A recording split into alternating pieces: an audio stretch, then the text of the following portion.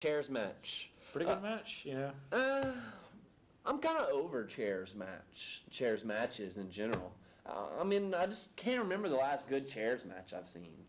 I mean, it was an okay match for what you can get out of a chairs match, but there's only so much entertainment you can get just from, okay, let me chair shot you on the back. You know, I mean, like, it was a little better whenever you could chair shot the head. Yeah. You know, but just with the back chair shots nowadays, I'm good. Yeah. Okay, and moving on, we got 2 more matches left. Rusev against, yes, nobody saw it. Yeah. Because nobody's watching. Yeah. So Rusev against Jack Swagger, part 3, right? Yeah, part 3, and Rusev ruins, Rusev crushes. And there was no question, yeah? Yada, yada, yada. Yeah. What was the Jericho quote about Rusev that I thought was good? Show you his cosmonauts. Yeah, like, why don't you get some cosmonauts about yourself, you know? Yeah, and they haven't remembered that he might bring the European title back. WWE might bring the European title back. Yeah, speaking of which, okay, what we got here? About 3.5 4? Yeah, cool. Yeah. So the European title, which we're discussing, hey, Jacob, we got a question for you. Is just Russia in Europe or Asia? No, it's Asia. It's Asia. That's what we thought. What about Bulgaria? Like even like those are Western Russia? Yeah, well, that's the Eurasian steppe. Eurasian. Exactly. Okay. Yeah, so it's massive, and yeah, it does. That's like kind of the dividing line. And so Ukraine and all those Baltic states are. That's kind of the dividing line between Europe and Asia. Okay. Would you think it'd be better to have a U.S. championship or European championship?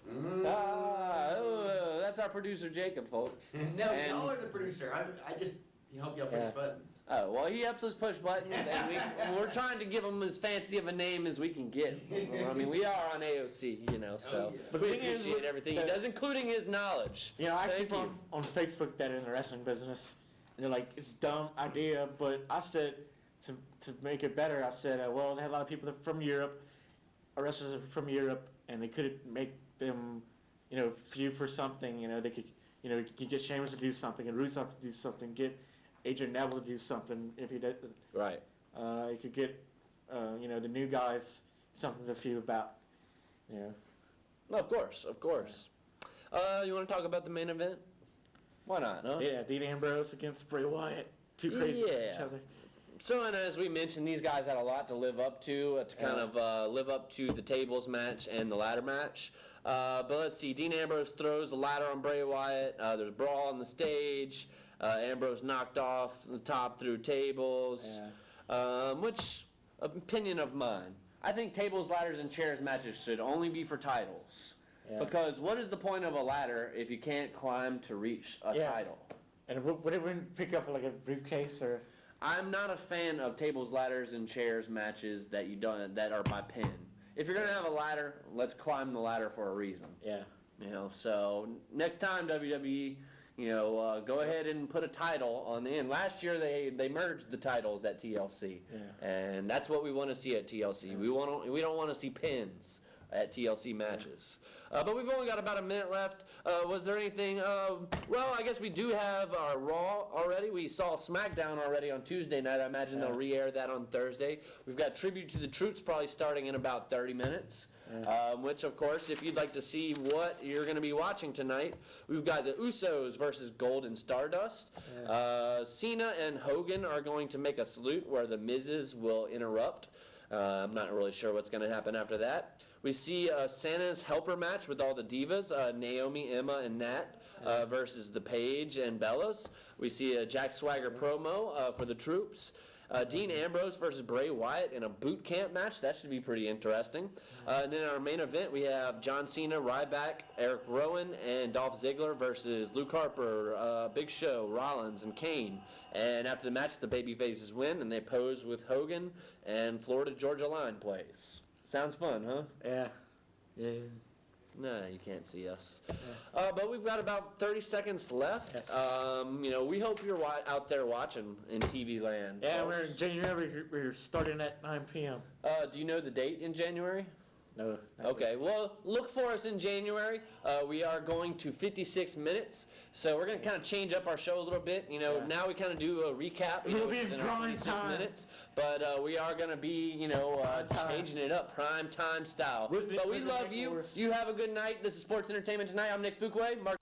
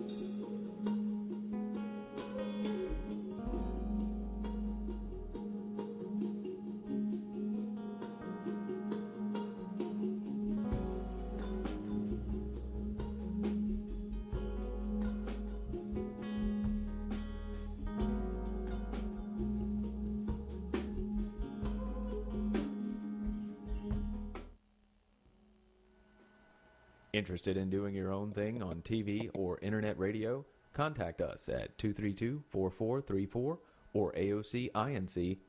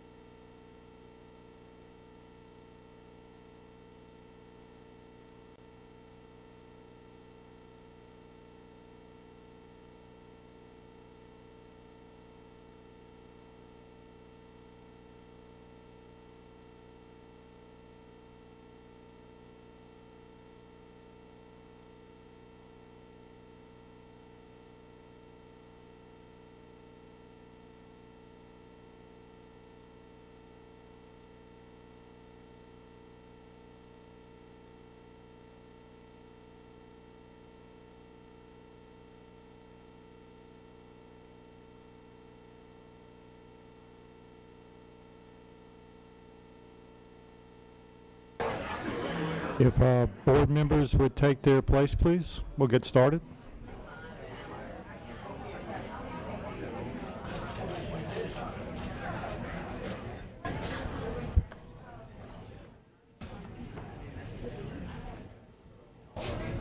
I thought you were involved. Everybody told me you were involved. We were trying. How's it going?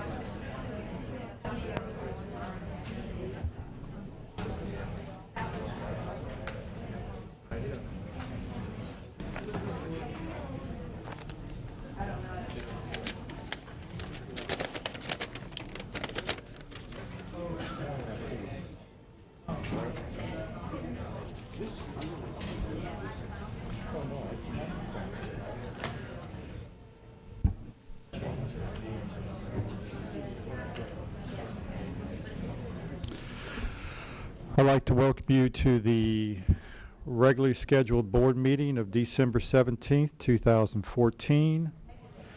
We'll have a moment of prayer by Ms. Mangum and the Pledge of Allegiance by Mr. Angel. If you'll please stand and join us. In the name of the Father, and the Son, and the Holy Ghost. We ask your blessings this evening on all who learn and all who teach. We especially ask for guidance for those in our community and those who serve on the Lafayette Parish School Board as we consider what is in the best interest of this district for our students. May we be given the courage, the clarity of thought,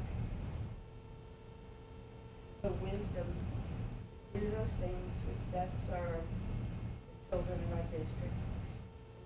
In the name of the Father, the Son, and the Holy Ghost. Please join me in the pledge of allegiance to the flag of our great nation.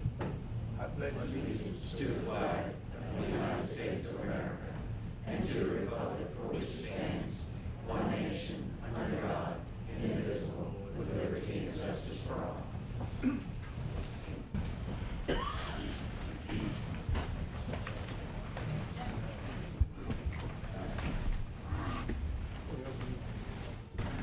Opening comments, Mr. Lejeune? Yes, sir. Thank you, Dr. Beasley, members of the board. Just a couple of announcements to begin the meeting. First, I'd like to publicly congratulate all of our teachers across the parish that were nominated to the Lafayette Education Foundation Awards Committee for their influence on students in the community. And a very special congratulations to our 12 finalists, and I wish them the best of luck at the LEF Teacher Award ceremonies in January.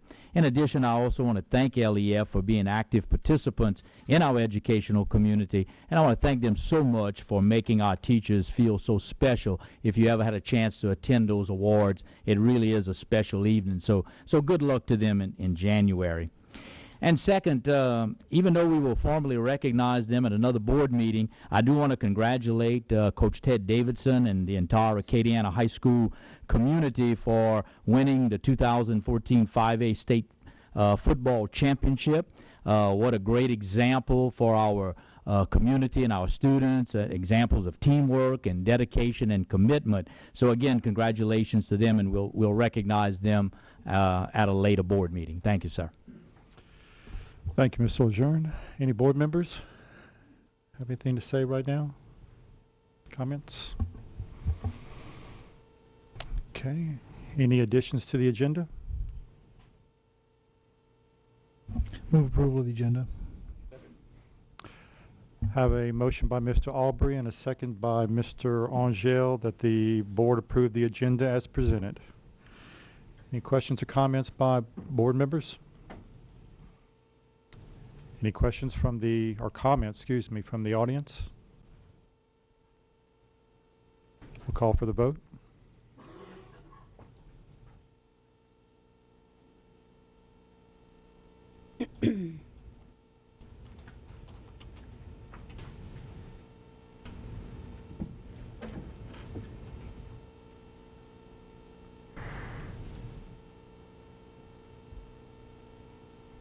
Eight for, none against.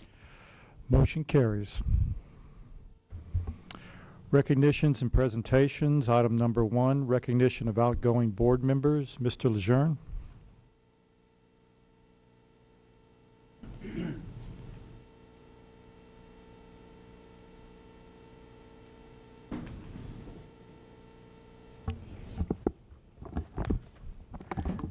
Dr. Beasley, members of the board, members of the audience, one of the most important things that a citizen can do for their community is to be in public service, giving of their time and their talents.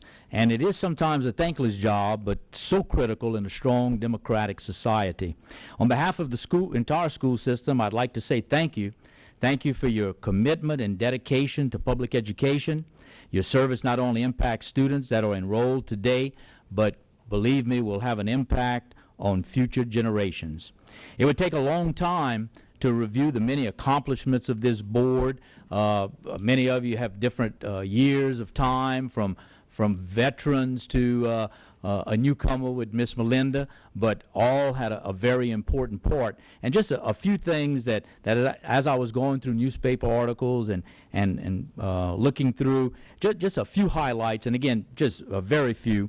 For example, the creation of the Early College Academy, the first of its kind in the state of Louisiana, in cooperation with South Louisiana Community College.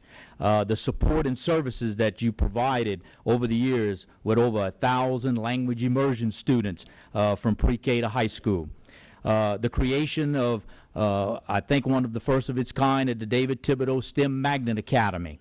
The expansion of pre-kindergarten services now throughout our district.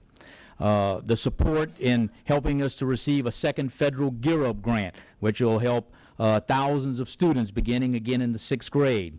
Providing the resources and support for our district as we are again honored to be a B district. The successful passage of an existing 16.7 millage renewal. The continued support and growth of our schools of choice in our schools from basically 1st grade all the way through high school. You provided the financial support for major facility renovations just recently in many of our schools, including Green T. Linden, Youngsville Middle, Northside High, L.J. Alamo, Lafayette High, David Thibodeau, and the W.D. and Mary Baker Smith Career Center. In this process, we added over 132,000 square feet of new permanent classrooms, space, and some administrative space on our school campuses. The expansion of the Gifted and Talented program in providing services to over 1,200 students in grades K through 12. And the expansion of dual enrollment opportunities for thousands of our students that are either going through 4-year universities and community colleges. And believe me, this is just a very few that we could go on and on and on of the many things that this board has accomplished. Many times times of happiness and laughter, sometimes times of sadness and tears, but all in all, I think it was all in an effort for all of us to work towards our ultimate goal, which is to get our students college and career ready. So at this time, we'd like to individually present each of you with a special certificate for being there with us. We'd like to have given maybe some other information or some other gifts, but just didn't fit quite into the budget at this time. So but it's a special certificate. So we thank you for your service, and at this time we'll try to get each one of you individually to come up, and I think our photographer's here to take a picture. So congratulations on your outgoing, and the best of luck on behalf of all of the students and teachers and community of Lafayette Parish.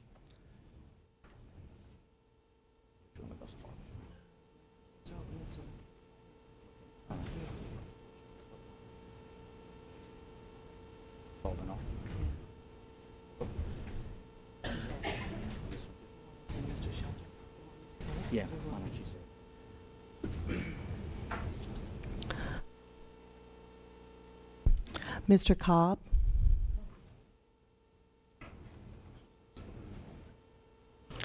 No.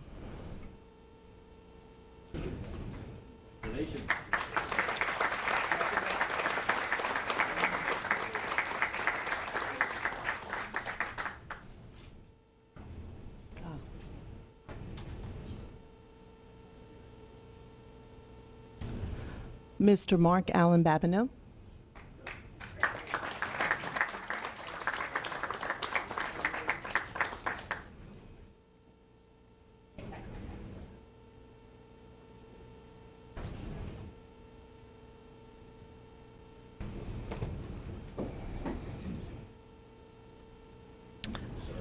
Mr. Kermit Bouillon?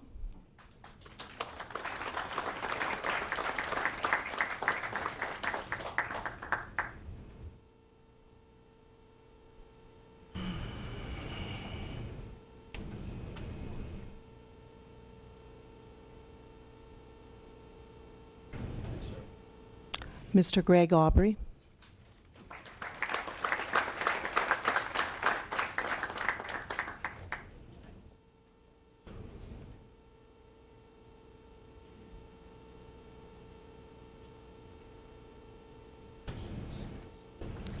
Miss Melinda Mangum?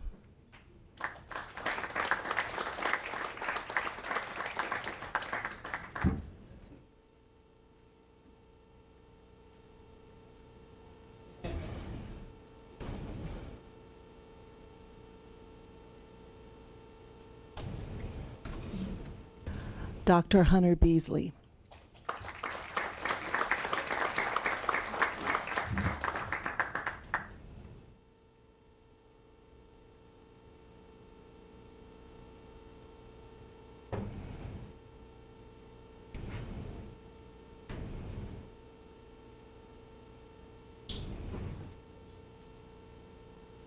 And Mrs. Ray Trahan, Ms. Ray Trahan.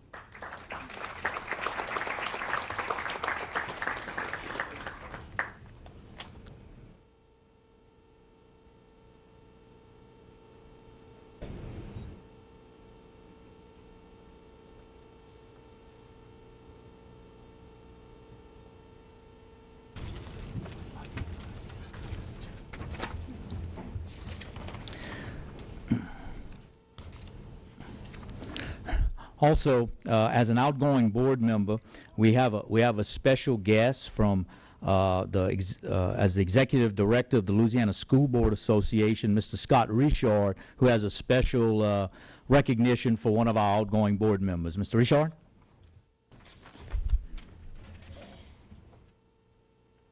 Thank you, Superintendent Lejeune and members of the board, President Beasley, members of the audience. Thank you to all of the school board members for your service.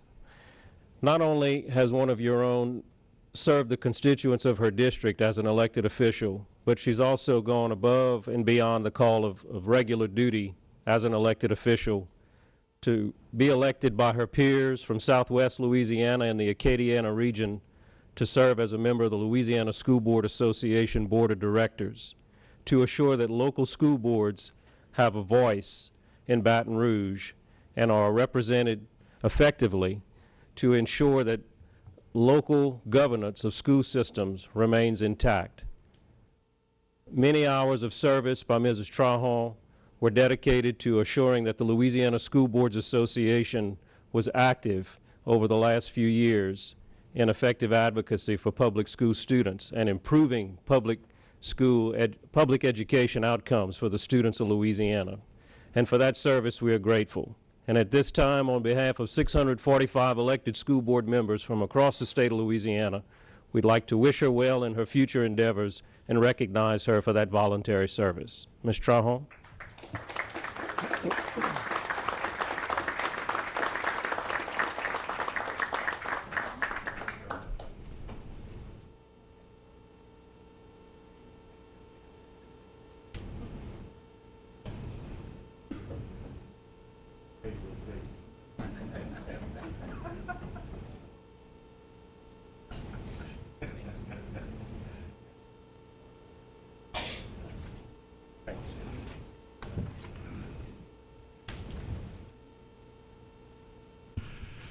Thank you, Mr. Richard, and thank you, Mr. Lejeune.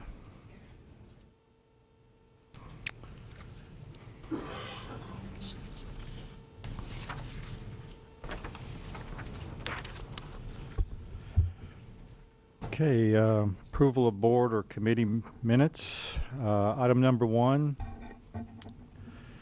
The minutes of the regular board meeting of December 3rd, 2014. Move approval.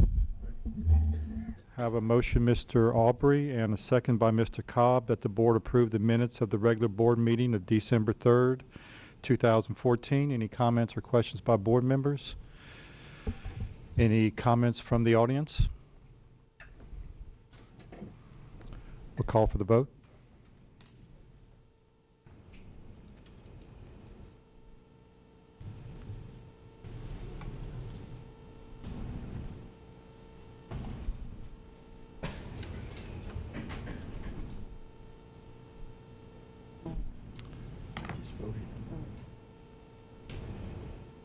Nine for, none against. Motion carries. Item number 2, the minutes of the special board meeting of December 3rd, 2014. Have a motion by Ms. Trahan and a second by Ms. Mangum that the board approve the minutes of the special board meeting of December 3rd, 2014. Questions or comments from board members? Any comments from the audience? Call for the vote.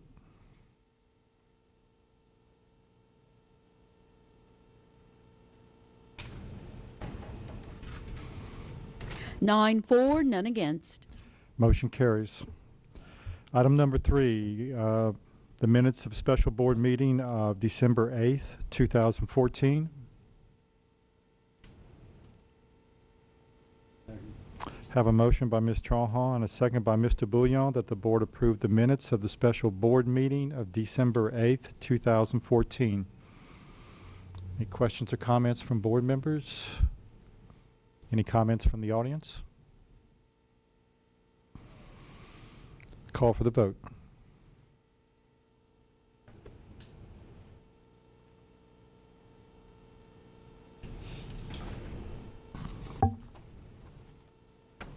Nine for, none against. Motion carries. Approval of committee minutes. Item number 1, Blue Ribbon Committee meeting minutes of November 17th, 2014.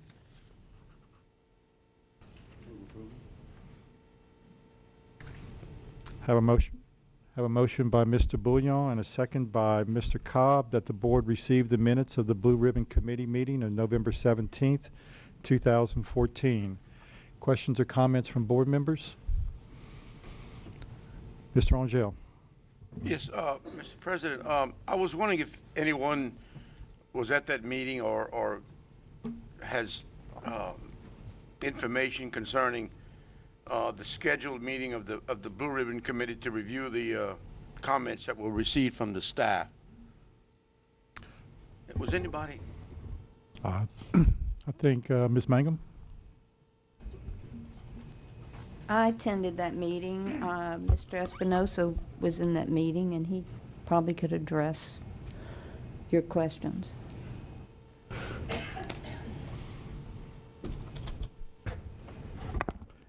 Good evening, Rodolfo Espinosa, Lafayette Parish Association of Educators. What was your question? My question was, I understand that the recommendation of the committee was that the staff review the job categories and basically define a classroom teacher with respect to the 2002 sales tax plan. And I was just wondering if and when you had, the committee had intentions of receiving that information and having a meeting to determine said teachers. Well, the agenda item for that meeting was to review the positions that were included in 2002 sales tax distribution and adding the $1,000 portion that this board voted on. But it was just, from my understanding, a beginning of the process, and we were given job descriptions, and we requested that staff give their recommendation at some point as to who would and who doesn't qualify within the definition of the 2002 tax original language and the administrative plan. So Mr. Guidry's the chairman of that committee, so I assume that he would know best as to the schedule.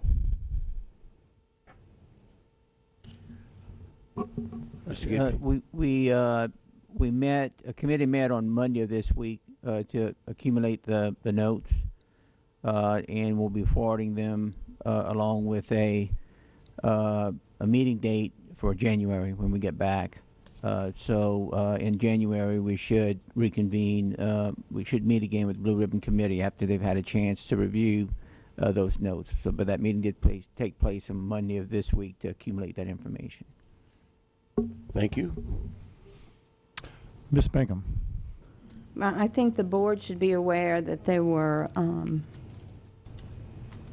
I believe, correct me if I'm wrong, 130 people who had been put into the 2002 tax, and I don't believe it had ever been met the approval of the board or been presented to the board, and that was the question.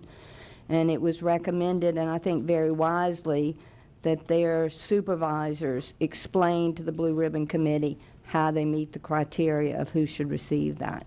And that's the reason for asking for them to come to the Blue Ribbon Committee with that information, to be sure that they belong in that. Thank you.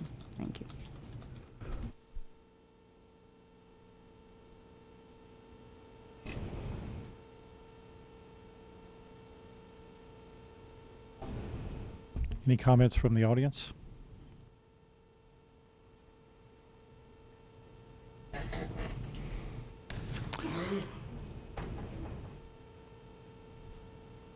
Okay, so we have a motion that the board receive the minutes of the Blue Ribbon Committee meeting of November 17, 2014. Call for the vote.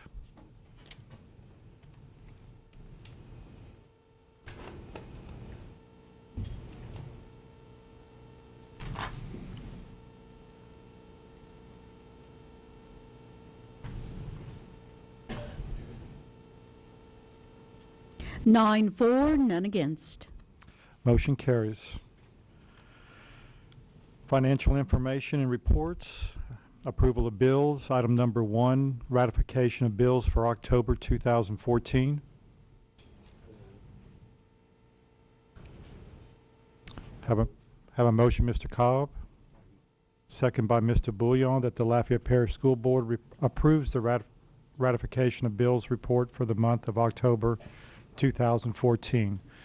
Questions or comments from board members? Any comments from the audience? We'll call for the vote.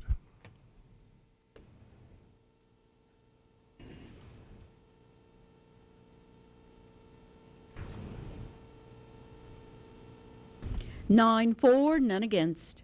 Motion carries. Other financial reports. Item number 1, ratification of purchases for November 2014.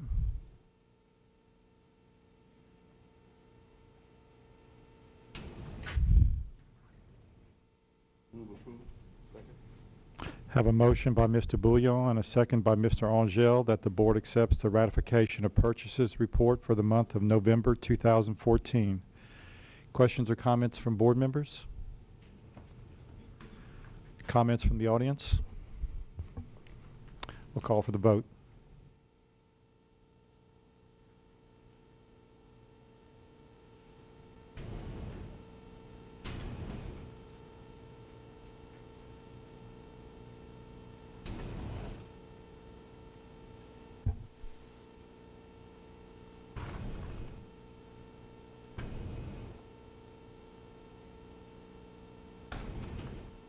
Nine for, none against. Motion carries.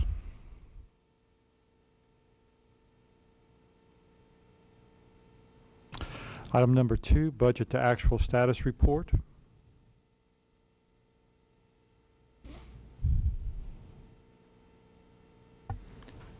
In reviewing the budget to actual status reports, the only fund that reflects a material adjustment is that of the special revenue funds.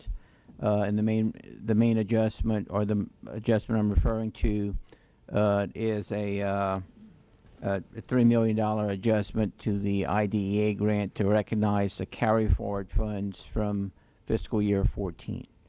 The other funds do not reflect any material adjustments, but I would ask if there are any questions with regards to any of the other budget to act reports that have been presented.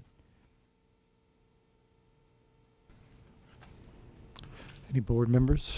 Any questions? Okay. Thank you, Mr. Guidry. So, okay. Have a motion by Mr. Cobb. And a second by Mr. Angel that the board receives the budget to actual report. Questions or comments from board members? Comments from the audience? We'll call for the vote.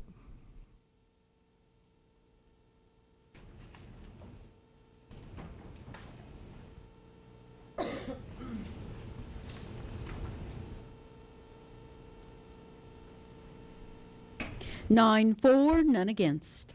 Motion carries. Item number 3, summary of grant funding and activity.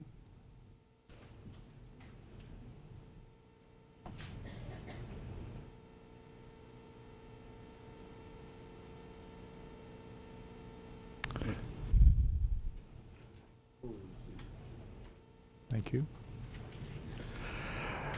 Motion by Mr. Cobb and a second by Mr. Angel that the board receives a summary of grant funding and activity report. Questions or comments from board members? Any comments from the audience? Call for the vote.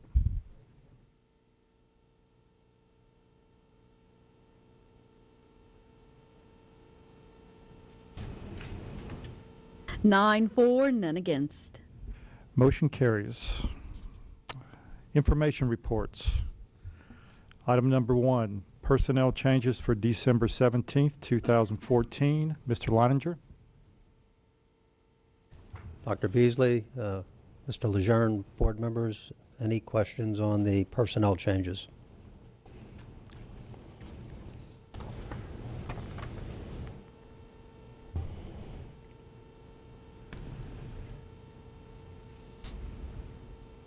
Any comments, board members, questions? Mr. Angel. I have a general question. In looking at the notes that you have on the far right, many of them say replacing, and then they give a name, replacing so-and-so, replacing so-and-so. Mm-hmm. What does that, I mean, I know what replacing means, but the person's names that you have down here, does that mean they retired, or that they were fired, or they quit, or what? I mean,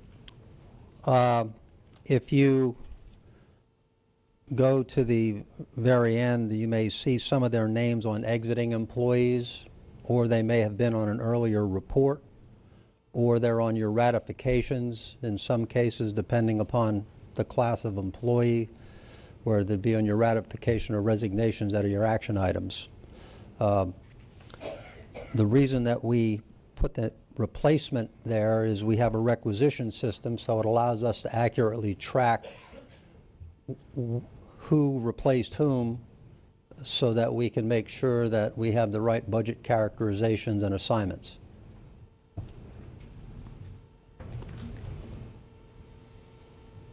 Any other board members? Thank you, Mr. Leininger. You're welcome. Appreciate it.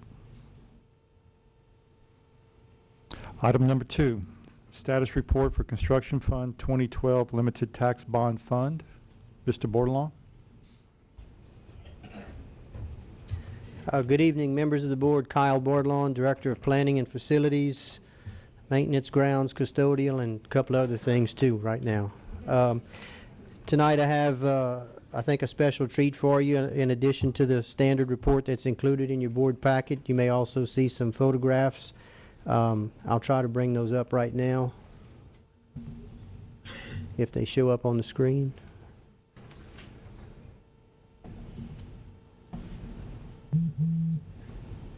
Okay, there they go. These are the projects that are in the Construction Fund 2012 Limited Tax Bond projects. As for G.T. Linden Elementary School, if you look at the photograph on the screen, you'll see 4 buildings that have a dark green roof, and the one to the right of it has a bright white roof. The bright white roof is the new administration building. The green roof that I'm not sure if you can see my pointer on it at the bottom right, that's the new multipurpose building. And the 3 green roof buildings that are kind of staggered up against the tree line, those are the 3 new classroom buildings that are, we should be taking possession of those probably at the end of this week. And our plan is to move out of the portable buildings over the Christmas break and into the new buildings. In January, we will begin moving all the portables off of the site, and we have 1 more classroom building left to build, which will be located where some of the current portable buildings are now, and that will take place once the portables are out of the way. Next photograph is Mr. Bordelon. Yes, sir. I have a question, Mr. Bordelon. Oh, I'm sorry. Yes. The building with the white roof, the new administration building? Yes, sir. My question is, what did we do with the old administration building? Well, the old administrative area is still at the front, well, what is currently the front of the school, and the administration wanted to, because the school is going to be so spread out, they wanted to leave like an assistant principal there in that area on that end of the school, and then the principal would be right there in the center of the whole campus in the new administration building. So they wanted to have the main administration area right there in the center of campus, but have like an alternate administrative area over on the other, where the existing site is now, the existing area, which is in the main building. So the old administration building is still going to be an administration building, and we have a new administration building? But it won't have the same number of people in it. The secretaries will be moved to the new administration and so forth. Well, that was my question. How are we going to utilize the space that the secretaries are leaving, for instance? Well, we haven't fully determined that yet, but I can assure you, as in most schools, the space will be used. Usually there's speech therapists and other persons like that need a space that may be in closets now, that we can take them out of closets and put them in a real office. Thank you. Yes, sir. Ms. Trohan. Yeah, Mr. Bordelon, looking at this picture, first, I never understood the concept of building a K-4 school with exterior connections, where kids have to put their coats on to go to the library, to go to the cafeteria, to go to the office, in the weather. I never did understand that, but this was the concept that you guys decided on, and we have built it. My question is, we're moving into these buildings. I don't see covered walks yet. Have they been installed since this picture, or are we actually going to make them walk from building to building with no cover? This photo was taken last week. The covered walkways were in progress. It's kind of hard to see, but if you look real closely, you can see a couple of the columns laying on the ground, but they were in progress at the time of this photograph. Yes. So before they move in, we'll actually at least have covers? Yes. From one building to the next and all the way to the main building. All right, thank you. Yes, ma'am. The next photograph is typical, what all the new classrooms look like. Lots of cubby holes for the kids' books and coats. What is missing over on the right side of the wall is, it hadn't been installed yet, but the contractor is going to install a counter for 4 to 5 computers to sit on the counter in every classroom. Next photograph, I'm sorry it's not too spectacular, but Youngsville Middle School, this is the Phase 1 classroom area that was added on the right-hand end of the building as you look at it from the street. And next photograph is the Phase 2 area, which is under construction now. We've already moved into Phase 1, and Phase 2 is in progress. We've moved all the portable buildings off of that site in order to begin Phase 2. The next photo is Thibodeau STEM Academy. This is a view of the science wing looking down the central corridor. And the next photograph is a view of the outside of the science wing exterior. And these openings are for windows that just hadn't been installed yet. Next photograph, Northside High elevator and window replacement project. This tower, if you want to call it, is the elevator. So we do now have an elevator to get from first to second floor at Northside High, which gains access to Building 100 and Building 300 at Northside High. And the next photo is a shot of the new window system. These are double pane insulated windows that were installed, and new mini blinds that were installed at every classroom. Next photo is the L.J. Alamo Middle School Cafetorium project. This project is in its very early stages. What you see here is the dirt work has been completed, and you see the contractor in the background on the mini excavator starting to dig the footings for the foundation. Next photo is the Lafayette High School renovations for the restrooms. This is not a very spectacular photo, I agree, but it's the beginnings. The restrooms in Building 200 have been gutted, and the contractor's in the process now. I was over there one day this week. They're installing the new ceramic tile on the walls. Once that's completed, they'll begin installation of the toilet fixtures and the new toilet partitions and lavatories and the new ceiling and lights. And that does it for my presentation. Any questions?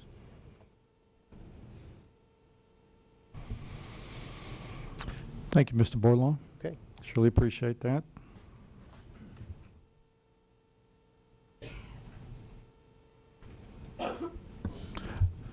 Item number 3, 2013-2014 Annual Report. Ms. Bilodeau. Thank you, Dr. Beasley, Board President, and members of the board. Mr. Lejeune,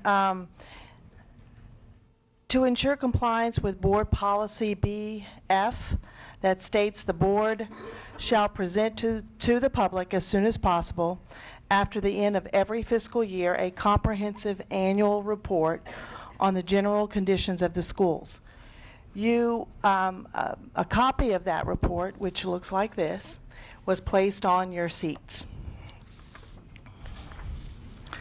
The superintendent shall be responsible for preparing and supervising the development of the board's annual report. For this evening, we have prepared a report that summarizes the condition of our school district. A copy of that report was placed at your seat. It gives an overview of how we rank based on the state's accountability standards and gives a snapshot of some of the enhancements that we offer in our district that may not be afforded to students not attending our schools. The report will be available to the public on our website beginning tomorrow, Thursday, December 18th. Interim Superintendent Mr. Brunel Lejeune plans to provide a comprehensive overview of each department and its activities in January. In the meantime, if you have any questions about the contents of the report, please feel free to contact my office or Mr. Lejeune.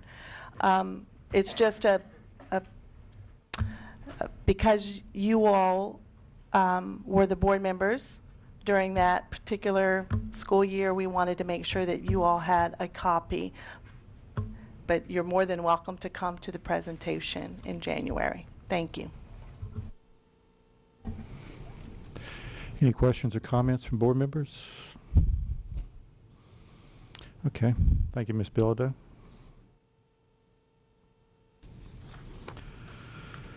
Okay, introduction items. Item number 1, approval to publish RFP for E-rate services for network switches and access points. Ms. Dickerson?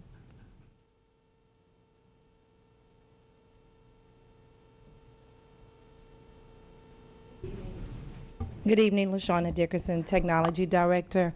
And we have began our requesting services for E-rate for the 2015 year. And we have to publish an RFP for what is called Category 2 services to include switches and additional access points.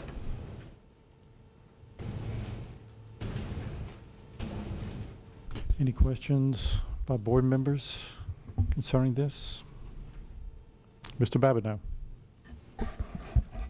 No, the E-rate takes care of, just what does it take care of? It takes care of our internet for the district, and it takes care of our phone system right now. They're going to eliminate our voice over IP phone system, but it takes care of internet services, the data circuits for internet, our phone systems, the transportation, cell phones, mobile phones, and the backbone for our network, which is switches and our wireless accesses. Now, it takes care of our e-campus? No, sir. That's separate? Yes, sir. And charter school access, and so all of our access to classes, et cetera, is a separate system?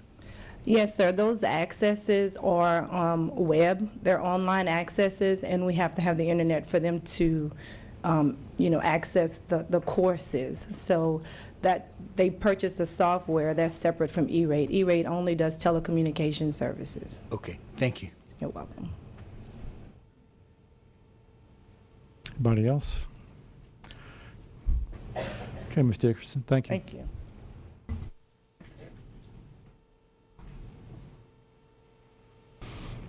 Item number 2, board member request for payment of legal fees.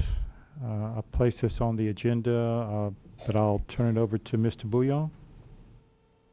If you'd like to comment or anything, Mr. Bouillon? Or you're not required to.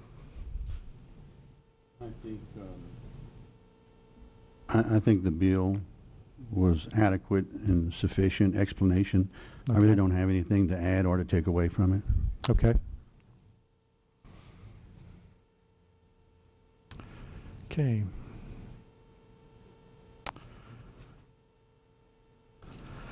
Item number 3, General Fund Budget Revision number 3, fiscal year 2014-2015. Mr. Guidry?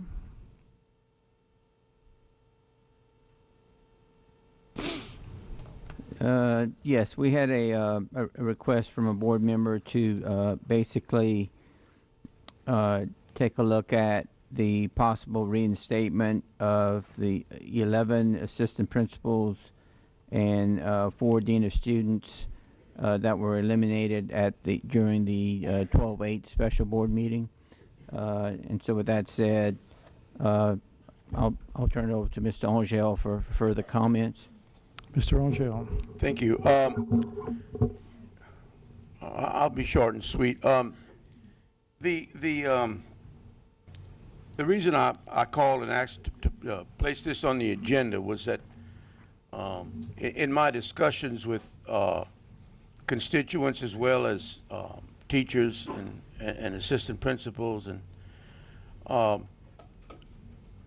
I feel that the potential disruption of primarily to our students by eliminating the assistant principals, 11 of them, and deans of students. I think 4 of them. I'm not saying that I don't think we don't need them. I'm not trying to say that. My point is, and my motion is going to be that we reinstate the assistant principals as well as the deans of students for the remainder of the school year. This is for the remainder of the school year, and again, the idea is to disrupt as little as possible the learning process, primarily of our students. And so with that, I'd like to make a motion that we, I'm sorry. Oh, yeah. Okay. A procedural thing here. I'd like to make a motion that we move this issue or this item to action.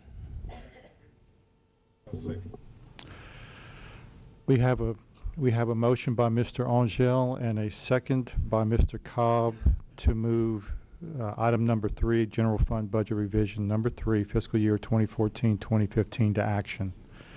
Ms. Mangum. Mr. Angel, in your motion that you want to move to action, you are just not considering what happens to the teachers that were included in that as well? This is just the assistant principals and the dean of students? Because I would think the teacher in the classroom directly impacts those students. I'm not saying that principals and deans of students don't, but... No, ma'am, I think you raise a good point. And having spoken to the superintendent, the teachers that you're talking about, and I don't know how many, maybe somebody can help me. I don't know how many teachers were involved, but the teachers that we talking about were not displaced. The teachers were reassigned in various positions within our school system. In other words, in some instances, and you can jump in whenever you want, Mr. Lejeune, but in some cases, what we had was we had teachers that had students, below our normal ratios, and so the teachers that we're talking about were kept in the system. No one lost their job, which is one of the things that, having spoken to Mr. Beasley and I agreed on, we didn't want anyone to lose a job, but so they were replaced, not replaced, but they were put in the system and simply kind of came up to staffing ratios, and the same thing is true. I know you didn't ask that, but the same thing is true of the counselors. The counselors were staffed up to the ratios that we all agreed on. I think I want to say 450 to 1, whatever that magic number is. But so no, my motion is going to be those 11 assistant principals and the 4 deans of students until the school ends. Ms. Mangum? Were the assistant principals and the deans of students going to absolutely lose their job, or were they also reassigned? Mr. Lejeune, could you answer, please? Yes, ma'am. Ms. Mangum, when we ran the RIF policy, we were able to really look at the feasible alternatives and all of the positions, being that we are going to have to transfer some if we stay with the particular policy that we're using, the plan that we're using. At this time, no one would actually be without a job. So they would move, but for example, in the teachers, there were some principals that consolidated teaching loads. So they did that. There are going to be some courses that are going to be collapsed, and the principals are the ones that really stepped up to the plate and worked with us on the teachers. So the teachers will be there. On the dean of students, they will have to accept jobs that are not in line with dean of students. There would be other type of positions that were either open or did not have someone in the spot because we were waiting to see what was going to happen, or it's something in one of the grant positions. And the assistant principals, even though they will not lose a job, we will have several of them that will have to move into teaching positions. So even though they won't lose a job, there's the opportunity for them to move into teaching positions. Not exactly where we would like them to be, but that's the situation is that they would not actually lose a job unless they choose not to accept an assignment. Mr. Babineau. My question is, where is the money going to come from to reinstate? I was going to, my motion will suggest that we take it from the already collected sales tax fund, which is through November of this year. Through November of this year is about 1.1 million. Correct me if I'm wrong, Mr. Kidry. Over and above what we had budgeted, and it's not projected funds. It's actually already collected funds, which would not require super majority of the board. It would require a simple majority. I also want to point out, make a point concerning Ms. Mangum's question, and that is, I'm not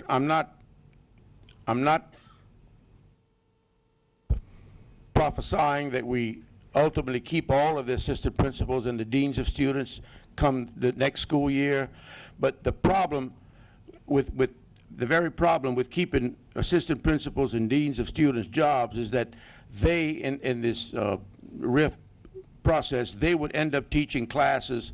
Other teachers would be leaving classes. And so in the middle of a year, you'd have hundreds and hundreds of students who would now have a new teacher.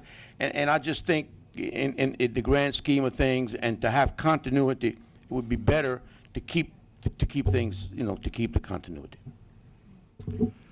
Mr. Aubrey. I'm sure we all understand the situation with people losing their jobs, but that's not the center of the issue we have right here. The center of the issue is what Mr. Lejeune said in 2 words is collapsing classes. You know what collapsing classes means? It means students are getting other teachers. It means their courses are going to go away. And we're going to be doing that instead of removing administrative positions. I think tomorrow, if there were no administrators in these schools and all there were was teachers, the classrooms would have education going on. I don't agree with the idea of collapsing classes in order to save administrative jobs. We have open classrooms now that have substitute teachers in them right now. And what they're going to be doing is collapsing classes, and those teachers are going to be moved to classes that now have substitute teachers, and you're going to have a lot of students that are going to be displaced. You may not have administrators displaced now. Students are going to still be displaced. And the money is still going to be spent, and we're not going to be serving the students the best way that we can because we're not going to be supporting the classroom.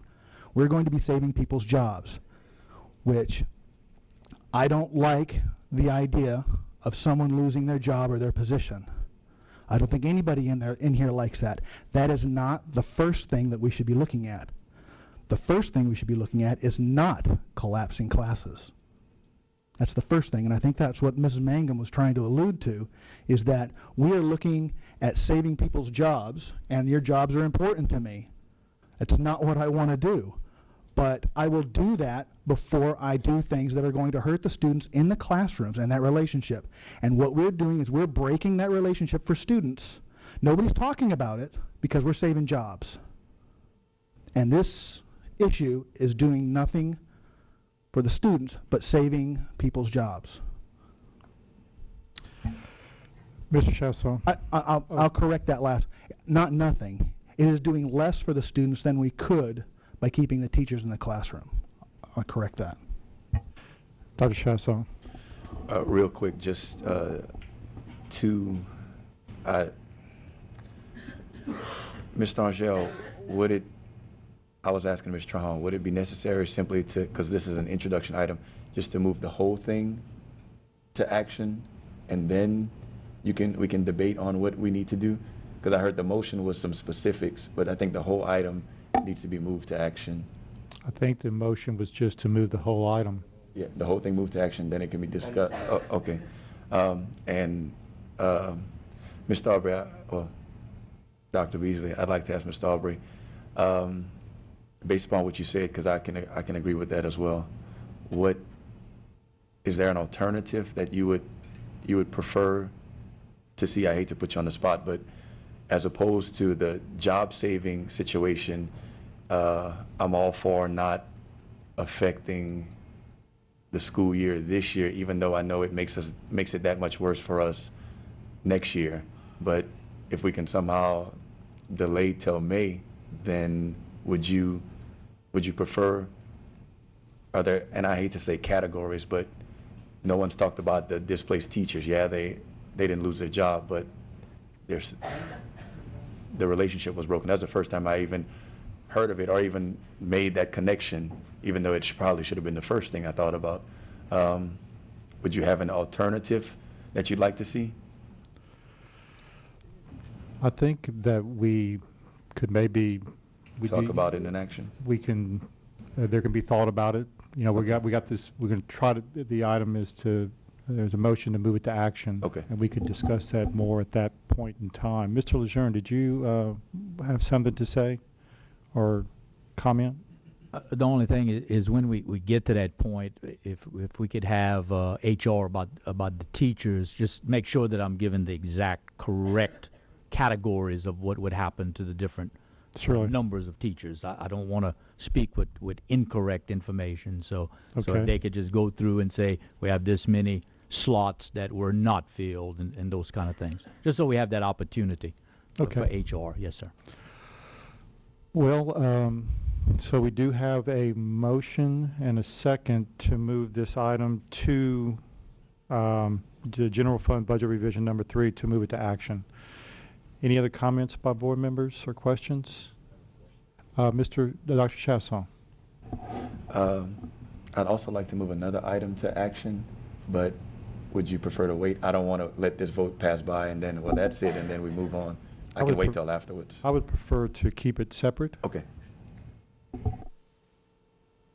Any comments from the audience concerning this item, moving it to action? And strictly just about moving it to action.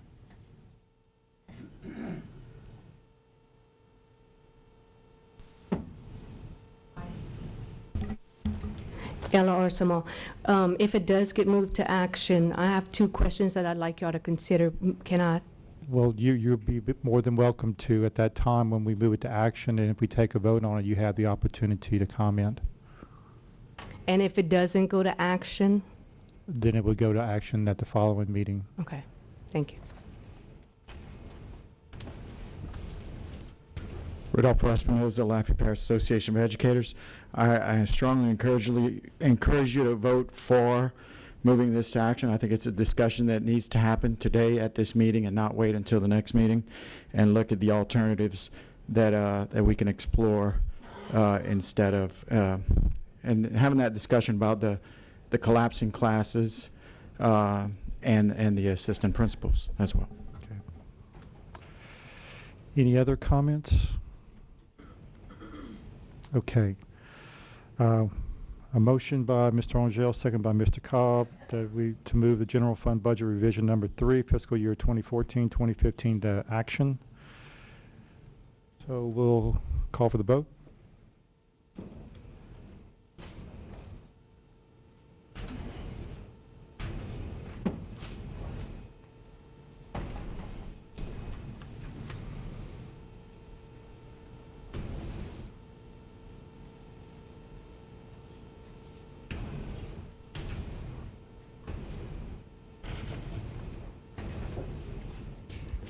Eight for, 1 against. Motion carries. I believe that's all for the introduction items. Dr. Chasson, did you want to? Yes, I'd like to make a motion to move item number 1 to action. Item number 1? Yes, sir. Okay. That's the approval to publish the RFP for E-rate services. That's to put out the RFP. Staff requested it. Have a motion by Dr. Chasson, a second by Mr. Cobb to Move item number 1, the approval to publish RFP for E-rate services for network switches and access points, to move that item to action. Questions or comments from board members?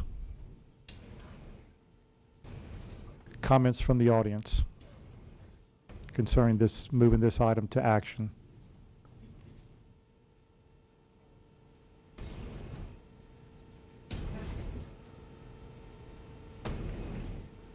Call for the vote.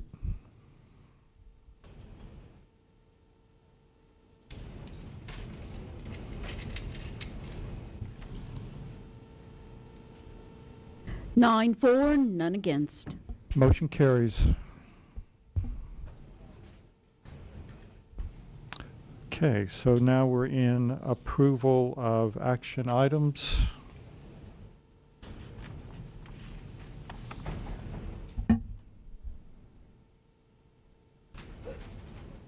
Item number 1, Resolution 12-14-1835, renewal of fiscal agent contract. Mr. Guidry? I'm not sure if Mr. Dugas is in the audience. Okay. I can go ahead and comment on it. Basically, our current fiscal agency agreement, which is our banking agreement, expires in May. So we're looking at a recommending to the board that we remain with our current fiscal agent bank, which is Iberia Bank, and that recommendation is based on the fact that Iberia Bank has offered to renew the contract for a 3-year period. The rate that they would pay would go from 1% to 0.5%, so there would be a reduction. We contacted St. Tammany Parish School Board. They're a little larger than we are, but they just recently gone through an RFP to take a look at the rates that they secured in an RFP process. And the award was made to Capital One, and that rate was at 0.4%. So we felt that the 0.5% that was being offered was in fact competitive, since it was higher than the highest rate that had been received by St. Tammany.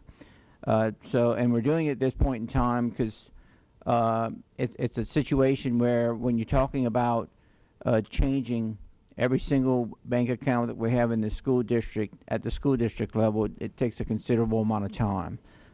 So looking at the comparison of the rates received from St. Tammany, we're recommending that the board approve the renewal of the fiscal agency contract with Iberia Bank.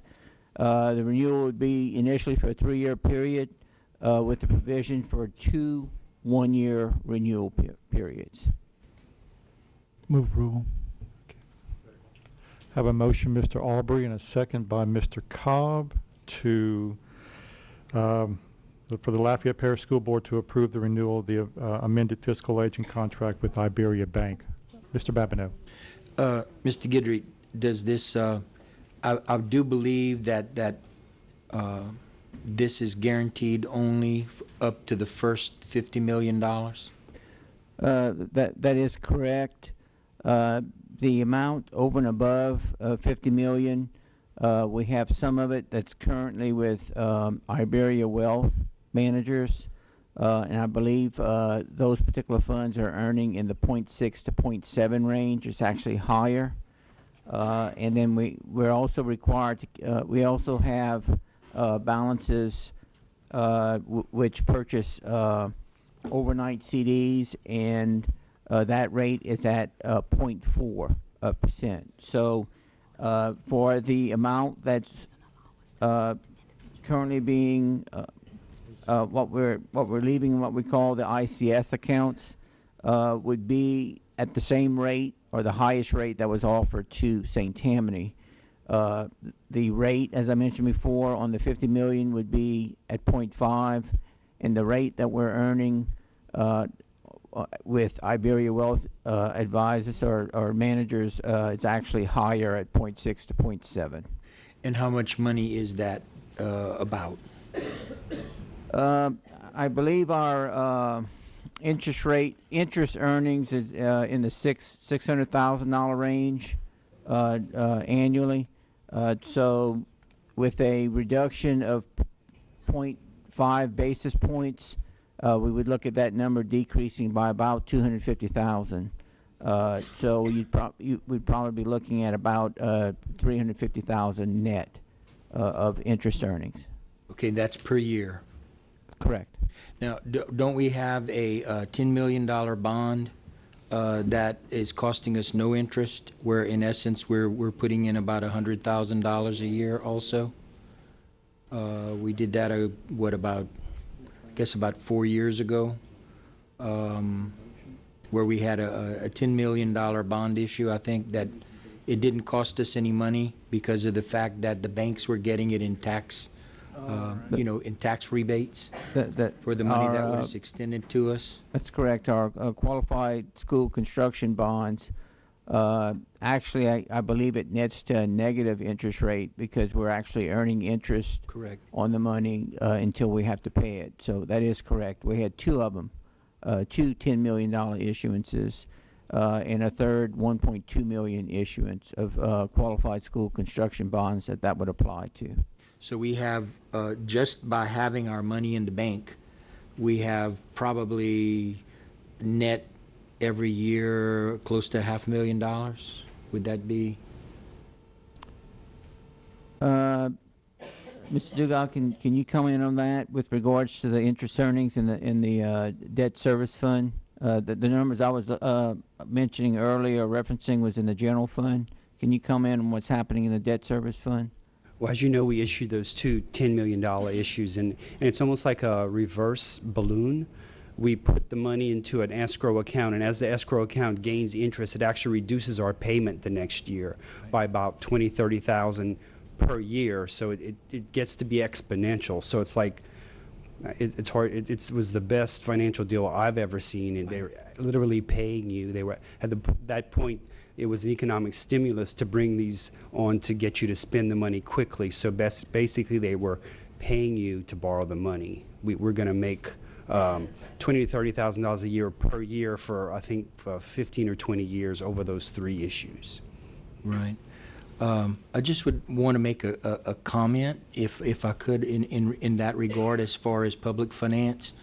I had mentioned this probably 2 or 3 years ago about involving our Academy of Business at Acadiana High School, at least, when we do have these bond issues, because public finance is a separate animal.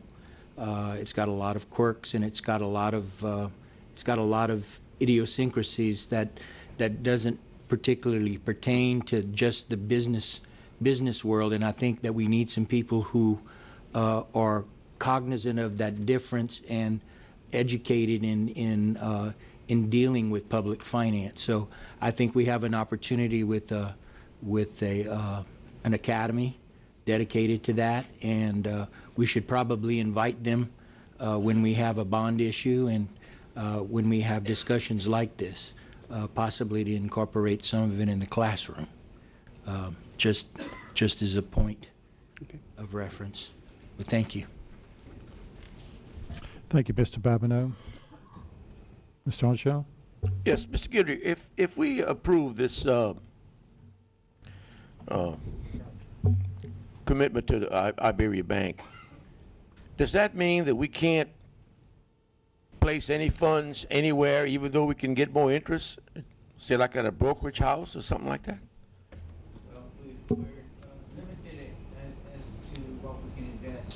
We're limited as to what we can invest those funds in.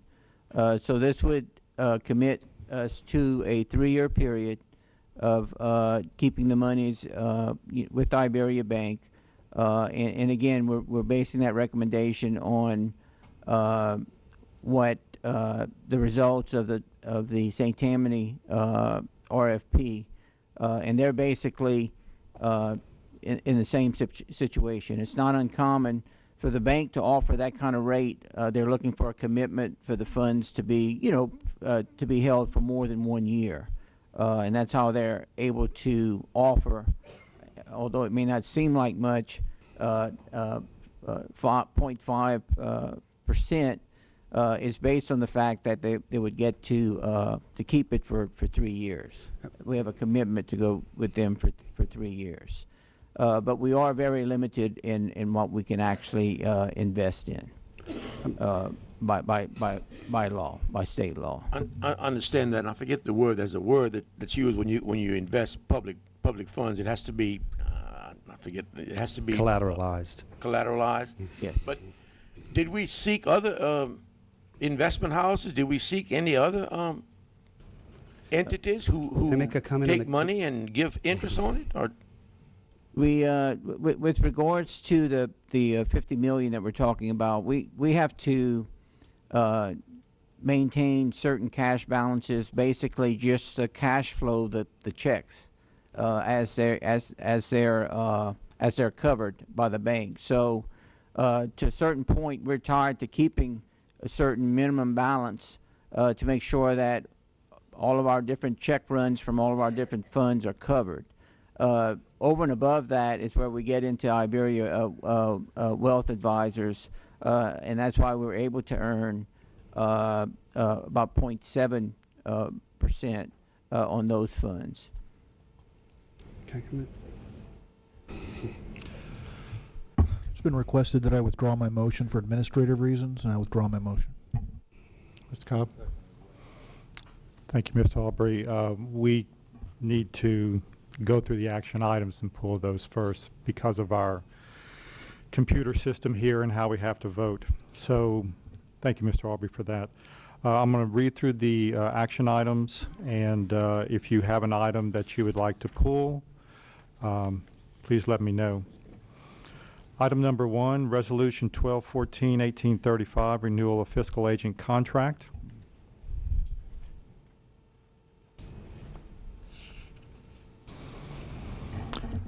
Item number 2, ratification of resignations and retirements of non-tenurable employees. Pull that. Is that Mr. Aubrey?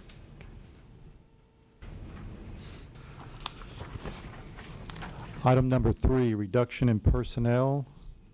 I think I'm going to pull that one to kind of, okay. Item number 3 is pulled. Item number 4, general fund budget revision number 3. Pulled by Mr. Angel. And item number 5, approval to publish RFP for E-rate services for network switches and access points.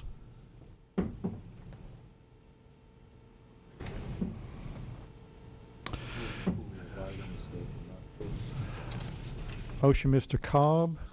Second by Mr. Bouillon to approve action items 1 and 5.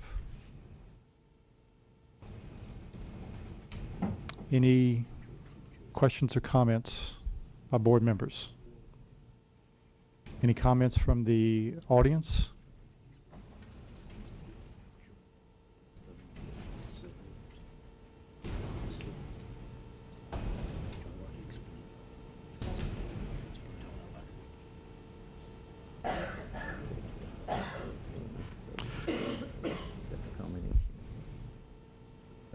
Then you're looking, 4 would be 240. 1 and 5? Yeah. And so you still have adequate sales tax. I'd rather HR explain that to y'all. Still have adequate. We'll call for the vote. It was the first thing on the. Mr. Papineau, What was number 5? the RFP for the E-rate. Yeah, that was. Okay. E-rate.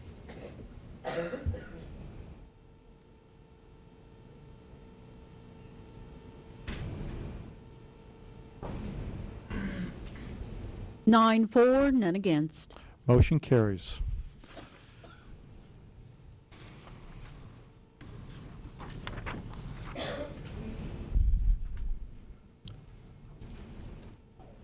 Okay, items pulled from action. Item number 1, ratification of resignations and retirements of non-tenurable employees. Mr. Aubrey?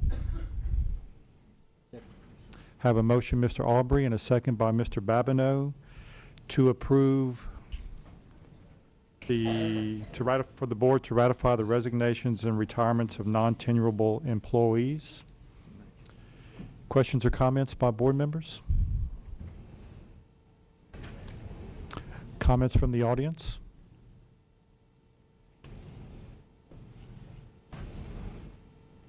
We'll call for the vote.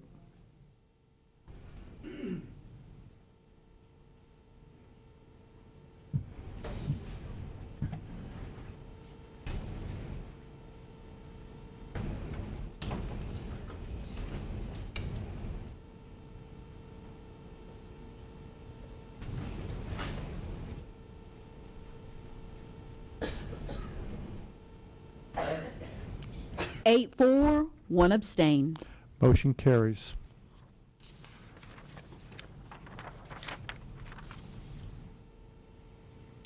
Item number 2, reduction in personnel. Ms. Mangum, I was going to pull that because we had this other item, but I mean, if you have something, that's your reason. If board members have no objection, we have the next item is the general fund budget revision, and if there's no objection, maybe we could go to that one first, prior to number 2, the reduction in personnel. Okay. So Ms. Melba, that's okay? Good. We're going to go to item number 3, which is the general fund budget revision number 3. Mr. Rangel? I think, Mr. Aubrey, you brought up a good point.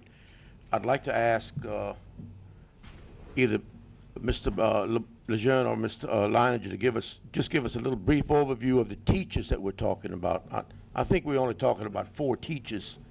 So please, enlighten us, if you will. Okay, Dr. Beasley, Mr. Lejeune, and Mr. Rangel, and board members.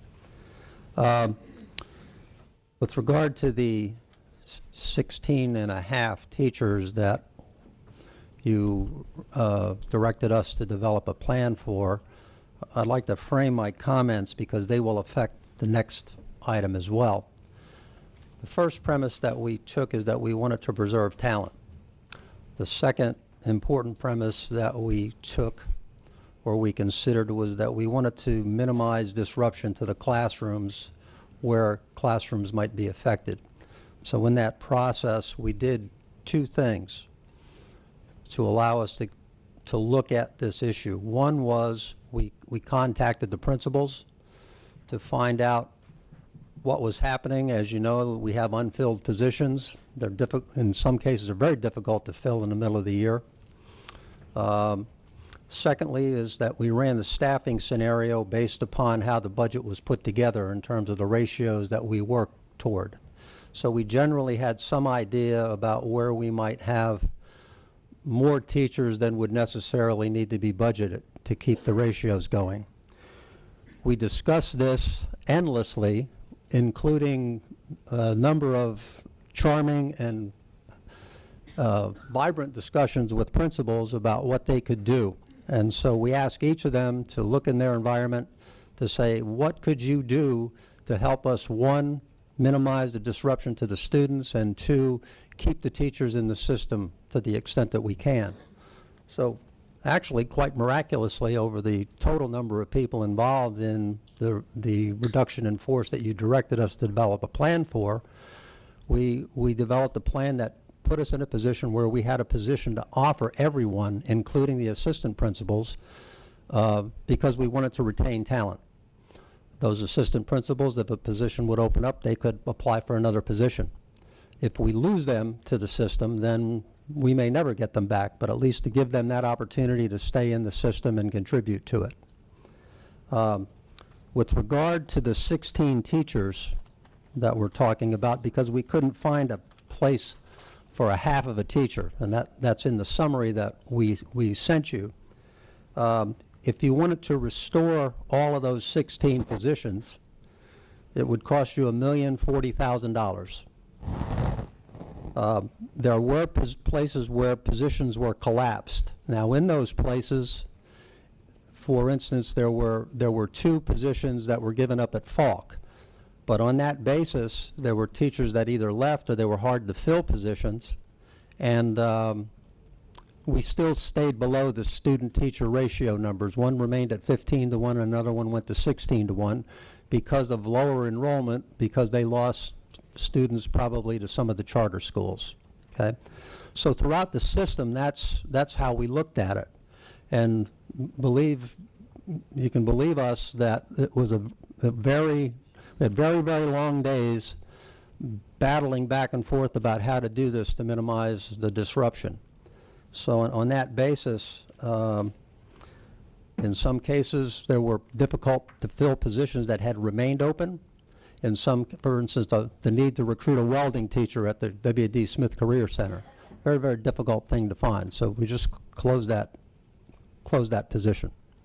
In other cases, there were places where the principals felt that they could feasibly continue to do their job and deliver education to the students.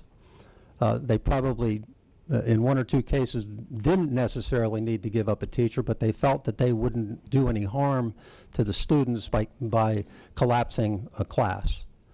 But generally speaking, in the places where the classes were collapsed, the student-teacher ratio was below what your standards are.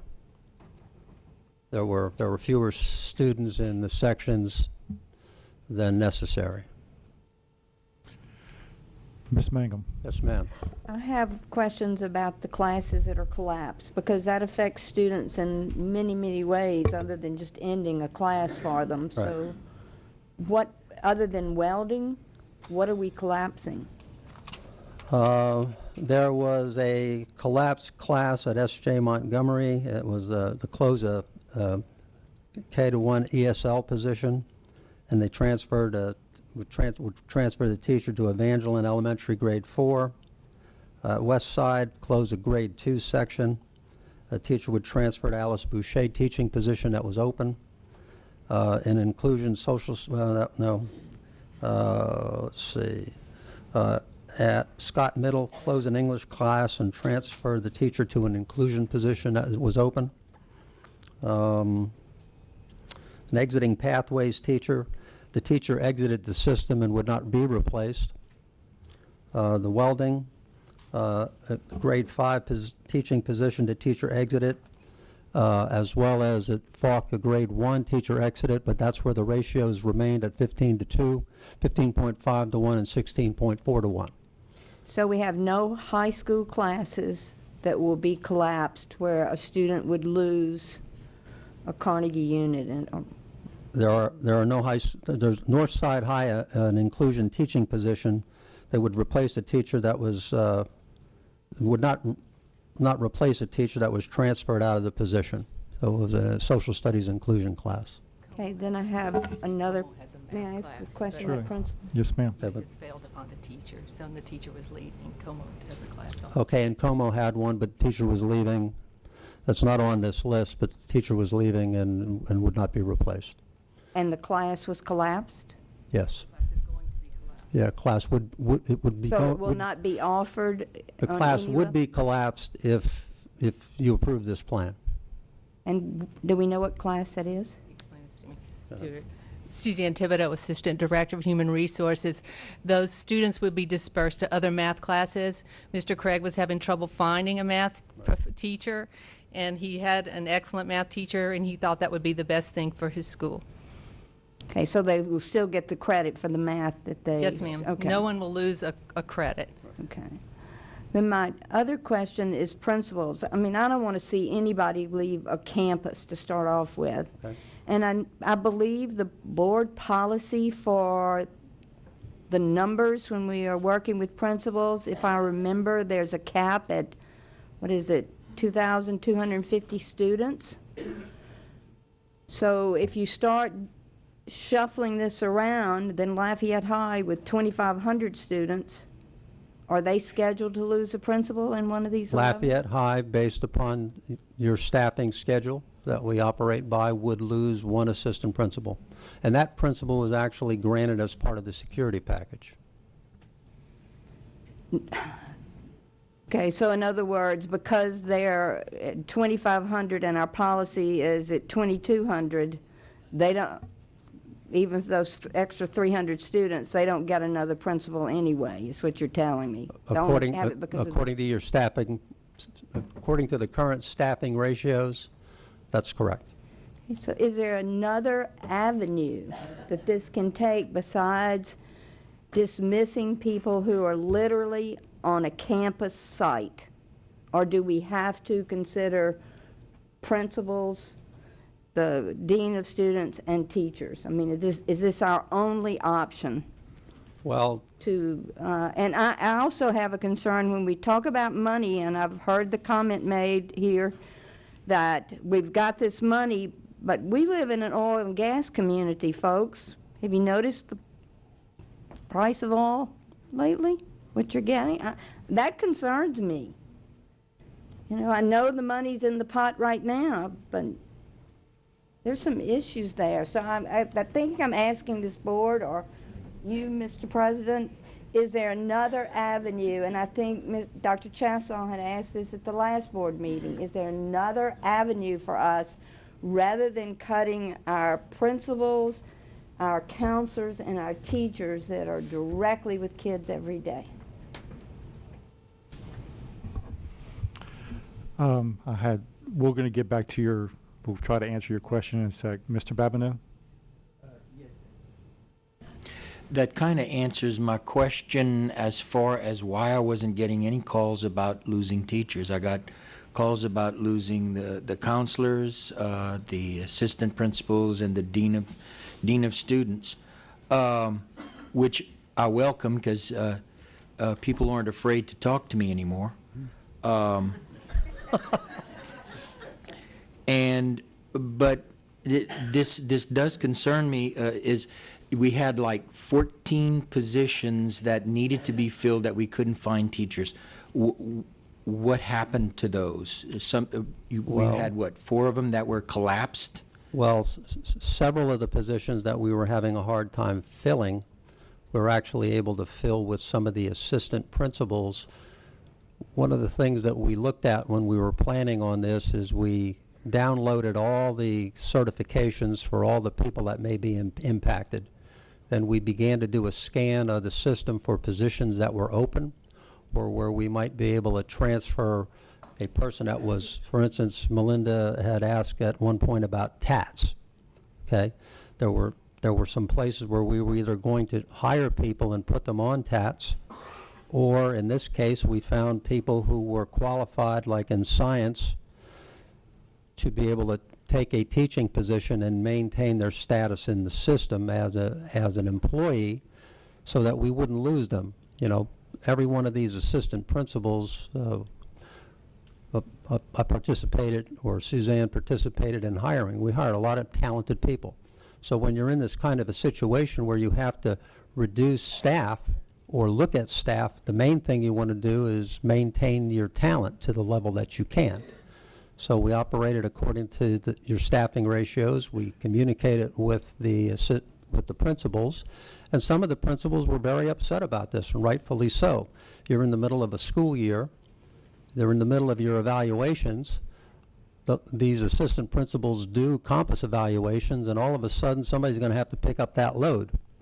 So there's considerable administrative disruption to the system that is valid. Is a valid point. You know, you're trying to change tires on a moving car. Made it very difficult. So in any case, you're not going to make everyone happy in this situation. So what we did is we took the approach of maintain talent, a very, very deliberate, a lot of lengthy discussions. Mr. Lejeune had endless phone calls. We were all receiving phone calls from principals and even students. Because they were concerned about their teachers. So you are correct. It's a middle of the year change that makes it very difficult under any circumstance. So how many of those 14 positions are filled, and how many are still vacant that would need to be filled? Just give me a second. 1, 2, 3, 4.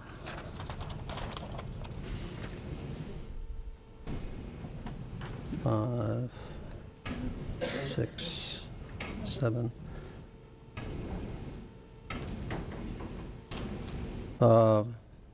8 of the 14. Would still need to be filled. That's right. If you decided to reinstate them, that's correct. Whereas, as Suzanne mentioned, got a very good math teacher at Como High who could absorb that student base as opposed to hiring an unknown quantity. Right. And how many of those positions that were filled by assistant principals? And then that leaves us how many assistant principals that we would need to reinstate? None of the assistant principals would have filled any of those particular positions. There were other positions available. One would have gone into a business teacher position at Acadiana High. Another one would have gone into special ed as a teacher. Another elementary third grade teacher at Myrtle Place. A social studies teacher at Acadiana High School. At Lafayette High, a science teacher. And then there were, one would be appointed as an instructional strategist. Go back into that position, and another as an academic behavior coordinator. So that's 7 out of the 11 that we would need to reinstate. So would that mean Yeah, you that actually have an 8th that you would need to reinstate also for an academic behavior coordinator at West Side. So, in other words, we would either need to reduce the number of assistant principals that we need to reinstate, which is the 11 of them, by 8, or we would need to reinstate 8 teachers and keep the 11 assistant principals. I'd say maybe I think I'm following you. If we didn't put these assistant principals in these positions, we would have to recruit a teacher that may not be in the system right now, that we'd have to recruit from the outside. These were positions that were open, and for whatever reason they were open. In some cases, for instance, a couple of the classes that were canceled by the principals were positions that had been open since the beginning of the year. They're just hard to find positions, hard to find people. And in some cases, we did have people pull out of the job hunt with us back in the summer because of the uncertainty over the status of teaching positions in the system. Well, then we wouldn't, then what I'm saying is we wouldn't have to reinstate all of the assistant principals. We'd only have to reinstate the assistant principals who are not in teaching positions now? Well, no one is in a teaching position. If you ratify the plan, then we would execute the plan. We've met with everyone over the last week. We explained what might happen based upon the board ratifying the plan that you told us to put together on the 8th. So no one has been moved. We would move people. We would execute the plan based upon your ratification of the plan. So if you want to change the plan, it's your prerogative to change it.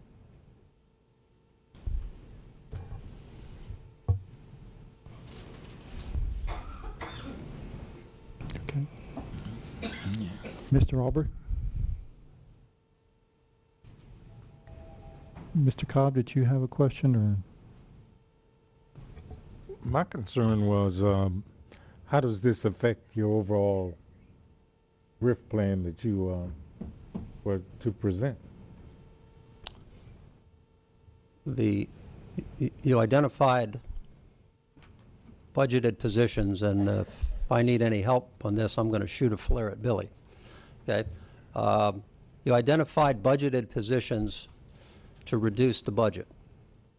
So on the basis of reducing the budget, you identify a position, so if you took a teacher, took an assistant principal out of a position that was budgeted and put them in a teaching position, that teaching position was also budgeted. If you have a surplus of an assistant principal, let's say at Lafayette High, you transfer that principal, that assistant principal from Lafayette High, and you can backfill that job, but what you've done is you've eliminated a budgeted position. So for your budget next year, you wouldn't have 6 assistant principals at Lafayette High, you would have 5. In that process, you reduce your budget for all practical purposes by $100,000 a year for that assistant principal. So if you do that for 11, that's how you get to that $1,000,001. I don't know if you answered my question exactly. If we keep 11 assistant principals, how many teachers are we going to have to lose?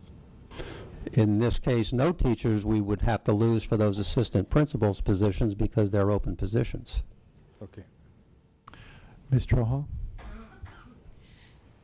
Mr. Leininger, this plan, in effect, reduces the budget, eliminates those budgeted positions, and tell me, please, again, how many people will lose their jobs? They will get, how many people will no longer be employed by the system? If every person that has been identified through the process that we put together with our attorneys and consistent with the board policy, no one would have to lose their job.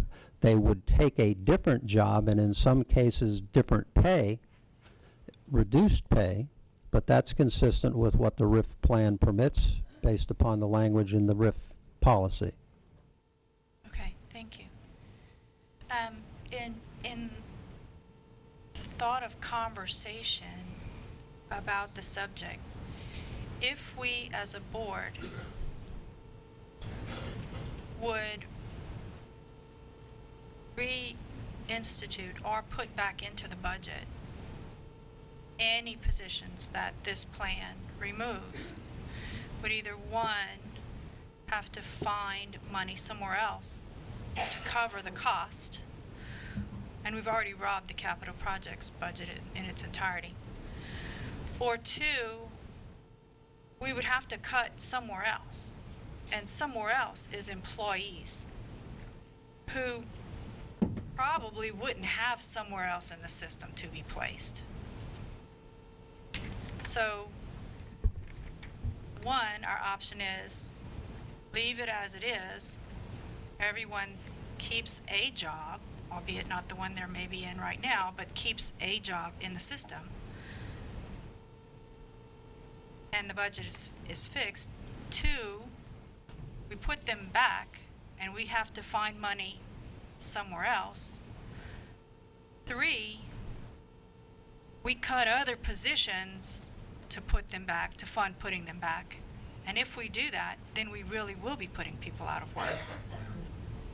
And if there's another option to this, I would love to hear it. Dr. Chasson? Ms. Mangum, that's exactly what I was going to say. She said it nicer than I did.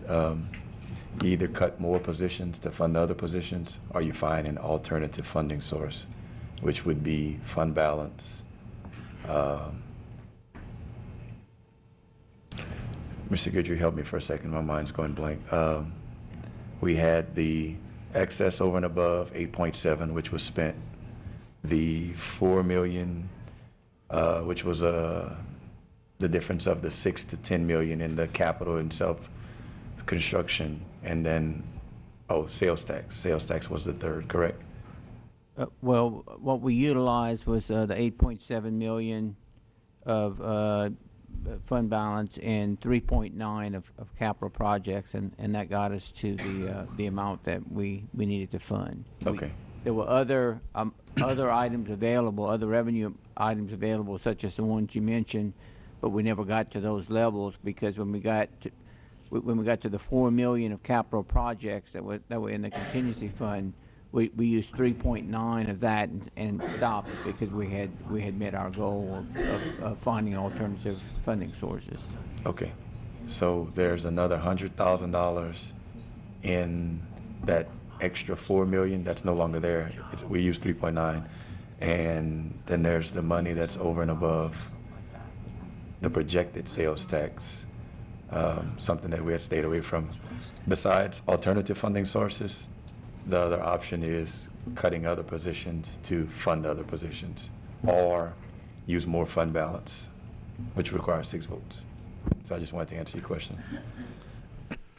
Let me just make a clarification. I believe, Mr. Guidry, if I'm correct, when you're talking about the sales tax, that is money that has already been collected.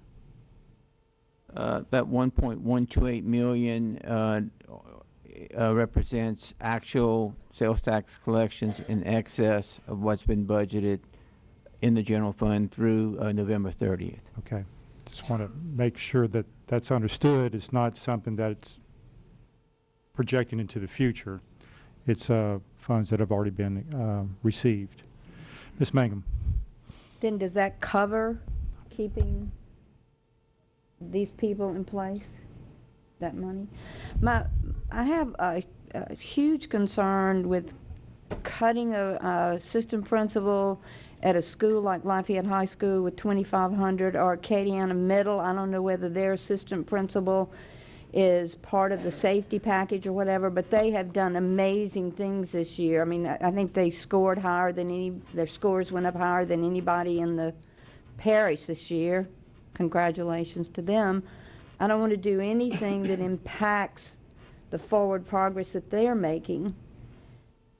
I understand that it's the money is the issue, and if that amount covers that, is that an option for us?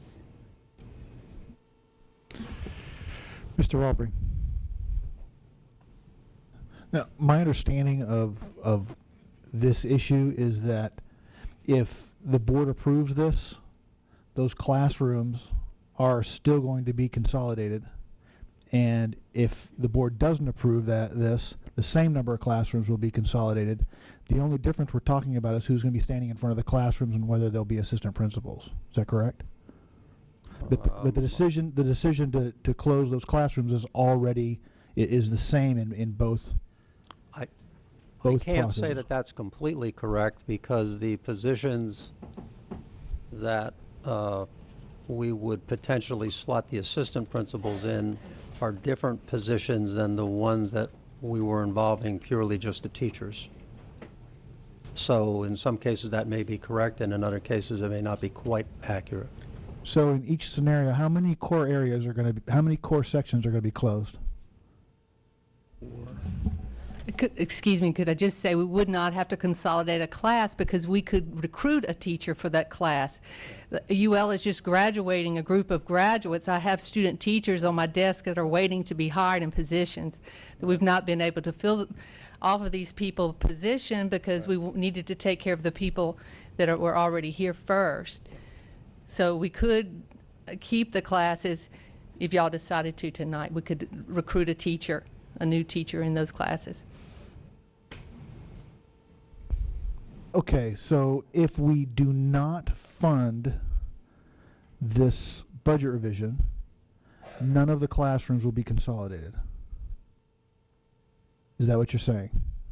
We would recruit If you teachers. restore the funding tonight, if you restore the funding to pay for the teachers, we could go out and recruit teachers for classes. So we're not talking about funding for assistant principal, we're talking about funding for teachers. I think those issues probably, to avoid confusion, needs to stay separately. Could we speak about that separate? As far as the assistant principals, they would go back to their original positions, and then we would have the positions they filled open. We could recruit teachers for those positions. Is that make Okay, it clear? this item is assistant principals and deans of students. Okay. Okay, so for those folks, for those two, I don't see any funds for teaching positions here. the positions that those people would be moved into, the positions that those assistant principals would be moved into if that's what happens, those are currently available positions that are budgeted positions. But Sandra might be able to amplify the explanation here. That's not what I'm getting at. You were talking about closing sections. There was a math section at Como, there was welding, there were a bunch of them. And how many, are all of those going to be, those closures of classrooms, are those all going to happen regardless of which way we go on this issue? No, not necessarily. Some of them would be closed because, and one of them was already closed at LJ Alamon. Can't find a qualified teacher for that position. So a couple of them would be closed anyway. All right. Okay. Ms. Bilodeau, since I have other people that want to speak, but can you, can we get some clarification on this? Are you satisfied, Mr. Aubrey? Okay.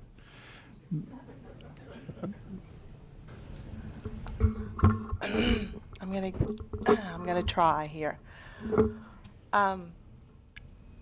The positions that were open are budgeted positions, already in the budget.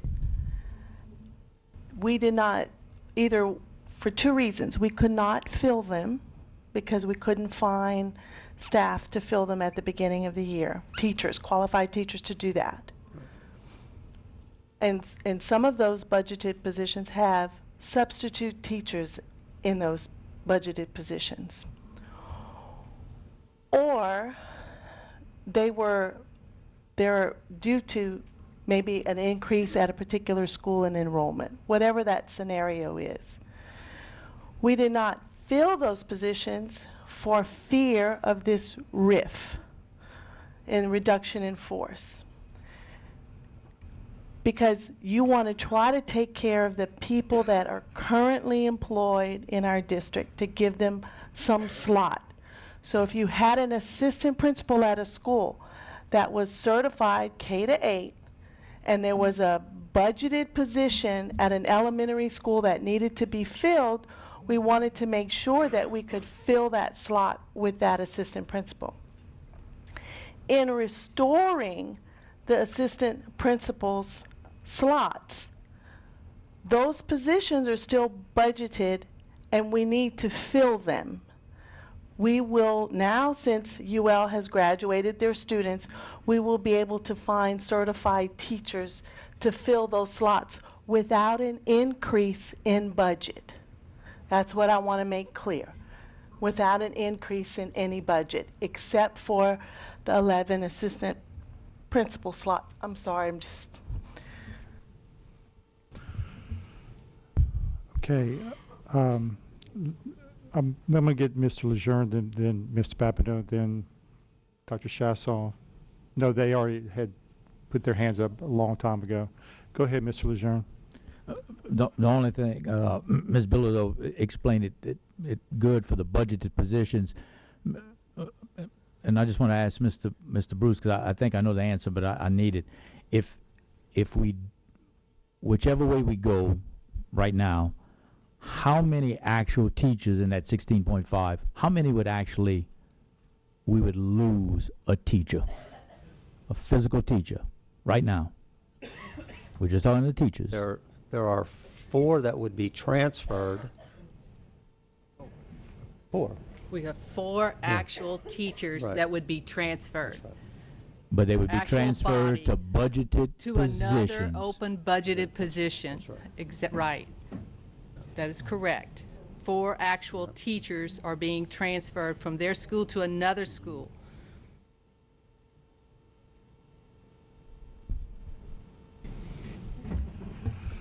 Ms. Bilodeau, I'll let you, if you have something. Just Just for clarity, Mr. Aubrey, I think it's Mr. Aubrey, or someone asked the question. Restoring the 11 positions for the assistant principals, and then we would have to look at restoring those 4 teachers that she talked about, which would be at a tune of $260,000. It is my understanding that we have enough money to do that.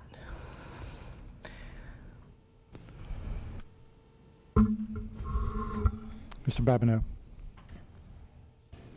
Getting to Ms. Trahan's third alternative, which is getting back to cutting in other areas, just in the event that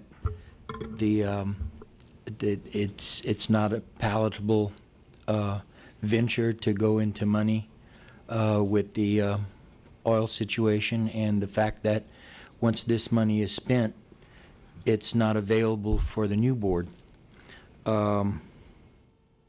We had looked at, I believe Ms. Tongel had looked at health and wellness. We had also looked at reducing the number of nurses down to 10. I believe we have 35 right now.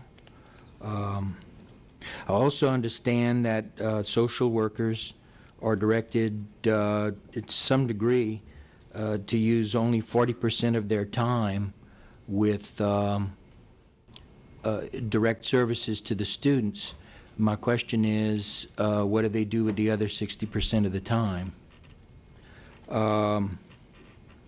Also, there were, I went to the Northside High School Teen Pregnancy Center for a presentation with the Parents in the Loss series that I've been involved with since 1997. And I was made aware of the fact that the daycare center is actually open. I don't know how many of you might have been aware of that, but I wasn't, and I was surprised to see that it's a very, very nice facility. There were 8 girls in the class, and three babies that were being taken care of. My question there is, I understand that there's the teacher in the classroom, and she's there possibly all day, but the kids are in that class only for a half an hour. And I understand there might be 2 other people, resource coordinators, involved there. And then there were 3 adults, I think, in the daycare center. Question being, up to maybe 6 adults assigned to that particular facility, and the cost involved. Can What was your question? Yeah, the Teen Pregnancy Center, I understand that there may be up to 6 adults assigned to that particular facility. And we have 8 students and 3 babies. Incorrect. Okay. Please We- identify yourself. Christine Dewey, Director of Early Childhood. We actually have 11 babies on site. If you went after hours, we do have an after-hour tutoring program for the parents, and that's when the number, right now they're going through a testing process, and Sylvan is testing, doing some testing for the moms in order to assist them with their GPAs. Right, yeah. But on a daily basis, we have 11 students in the room. We have 2 more expecting mothers. The teacher and the assistants are all paid with grant funds. The adults go there in the back. The teen mothers go for a 30-minute class, but that is put into a schedule of our infant toddler teachers who are currently working in the district. So the staff is of no cost to the school system as far as general funds. Okay, and then in fact, I was noticing they were they were installing some computers, so they would be able to take advantage of the online system. And they had mentioned that they had come in from Sylvan. They have Correct. been taking courses at Sylvan.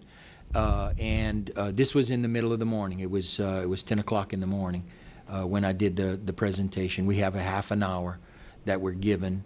A number of different organizations participate in that, but to bring, resources from the community into the early pregnancy situations. Correct. But it's really, really nice. I mean, the smell of fresh wood is just. And we Well, did make an listen, announcement. I would like to interrupt. Excuse me. We need to kind of stay on the budget issue. Maybe that you can have a item. We know, but the key thing is that They're not general fund. I guess that was what I that's wanted to that ask. was the main thing. Right. Okay. All right. Thank you very much. And then the others in regard to the social workers and the nurses and health and wellness itself. I'm Bradley Cruz, Director of Health and Wellness. I appreciate that opportunity to make some of those clarifications. In regards to the social workers, their requirement is a minimum of 40% of their time should be spent on direct clinical services. We also have value-added services.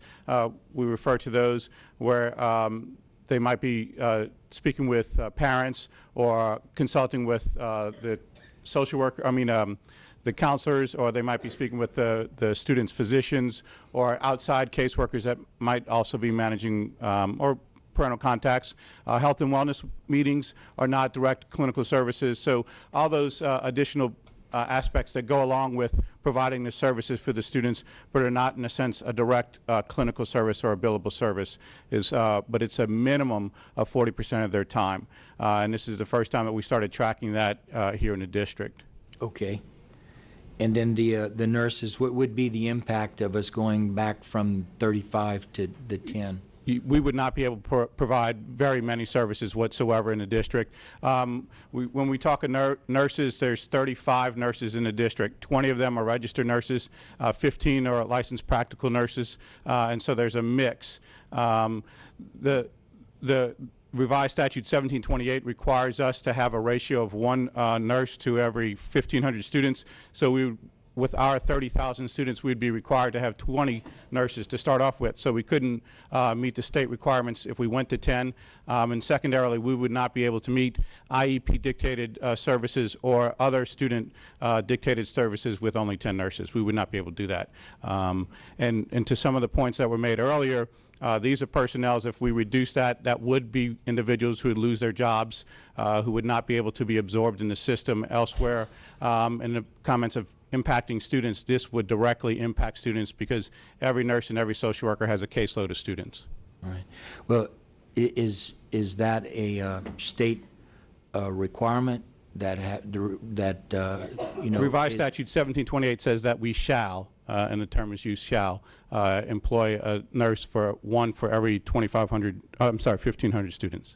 And what are the repercussions if we can't meet that? I don't know what those repercussions are, but I would think as a school system, if we're going to uphold the standards of staffing ratios for teachers, counselors, assistant principals, those types of things, we would want to do the same thing for nurses and social workers. Yeah. Well, if we have a choice between 15 teachers and 15 nurses, to me, I asked a couple of principals, it's a no-brainer.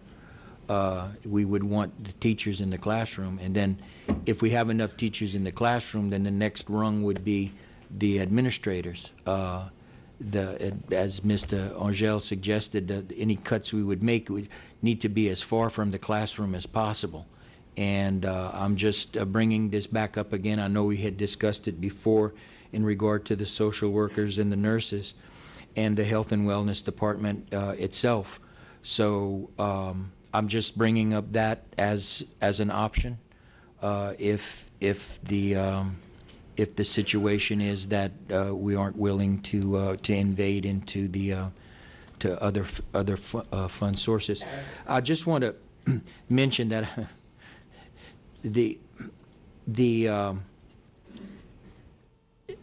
I had the opportunity to go and eat at a Chinese restaurant today, and I just so happened to be pondering this situation, and it's amazing where some insight can come. But this came in a fortune cookie, and it says, "Delay is the deadliest form of denial." We've mentioned, Dr. Chasson has mentioned, you know, at the very beginning of this process that these cuts are necessary either this year or next year. If we're either going to spend the money and fix the problem temporarily and leave the new board with that much less funding, or we make the cuts that are necessary before we move on and leave them to fix the problem. So that's all I want to say, and just offer those as alternatives. Dr. Chasson. I wanted to see how quickly I can go through it. That sky is falling situation that I think was mentioned with the consolidation of classes. And I'm sure, I know you're one of the most intelligent board members, but I wanted to be sure you and I both understood what was being discussed. Assistant principals separate, teachers separate. If there's no funding for the assistant principals, as the cuts have been made, then some of those assistant principals are going to fill into those business positions and the math position.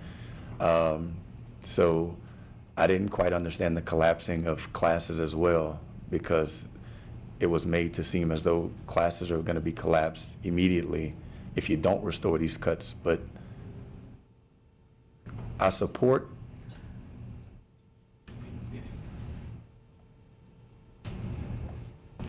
trying to find some alternative funding source. But at the same time, everyone here still needs to understand what's taking place. You're either going to temporarily stop and delay the cuts and use some more money, or you're going to do the same thing I just said and make more cuts to fund those. But in either situation, whatever we delay and stall on now becomes twice as worse next year. And I've heard a lot of people say, don't do it now, which I can agree with. But everyone now is saying, just don't do it now. We understand in May when it's coming. But we still have to understand that we're still going to hear from every single entity in May as well. It's an easy talking point, and I understand not affecting and changing schedules and changing the face of a teacher. I support that. If someone wants to offer up some motion that gives me some alternative funding source, there's only fund balance, there's sales tax, are you going to cut some more people to fund the other positions that are directly interacting with kids? Or we're not, and we're going to leave it like it is. I mean, we're all just dancing around the topic, but someone either needs to make a motion and see if it passes or not. And everyone that's in the audience, I've probably spoken to at least half of them. They say it's okay for now, just wait till later, but still later makes it worse, and I understand, and I can support either option, but just someone needs to go ahead and offer up a motion, otherwise we're just gonna dance around the topic. And as well, if you don't mind, you know what, that's okay. Ms. Mangum. I have a question for Mr. Leininger. The open positions, or human resource, Thibodeau, the open positions, do they have students in them right now, and there's a substitute? Right. That is correct. Like someone exited, someone resigned or left, and so the position is there waiting to be filled. We were going to fill many of the positions, as I said, with the student teachers. And so we just put them on hold. They're now, the ones that are graduating this month, and they don't really get their certificate until January, but we told them to go ahead and permanently sub, and we'll let them know as soon as we can if they're going to be able to hold the permanent position, or either we're going to have to transfer someone in that position. Okay, this is just a question for me to understand. Instructional strategists, many of those people are teachers who've just left the classroom. Could they fill some of these open positions that we have and not move our teachers around or our principals? I mean, The instructional strategists have a position, and we don't really have the authority to just move them into another position. We can't just do that. is that a That con- comes from you, and the board voted to maintain the instructional strategists in their position, so that's really not an option for us at this time. Thank you. But there's only one position being collapsed because of assistant principals, and that's the COMO position. The positions that were collapsed were more to save the teachers. So what you're saying is that everybody's counted for, that all the principals will be in place, all, maybe not exactly where they want to be? We found a place for everyone. We did find a position for every person. They did have to take a reduction in pay, many. Okay, and my real concern is there's not going to be an upheaval for kids, and the kids get very attached to their teachers, even those students who don't particularly like their teachers. They love them anyway. They don't want somebody else coming in the room. Well, as I said, there are 4 actual teachers that will be transferred to another position that had a class. So there were 4 teachers that So that means their classrooms will be impacted. Those 4, right. Yeah. Okay. Mr. Angel. Yes. I'd like to make a motion, but I want to ask Billy. And I think you bring out a good point, Ms. Mangum. Billy, help me again. The 11 assistant principals is how much money? 1.1. 1.1 million? Well, for a full year. Right now, we're talking about half a year. 'Cause so that's actually right at 550,000. And 4 deans of students? Half a year would be right at 195,000. So, what's the sum? The total is actual total is 744,599. Okay, and if we want to keep those 4 teachers that she mentioned and not disrupt the students, how about that? That's 130. For the rest of the year only?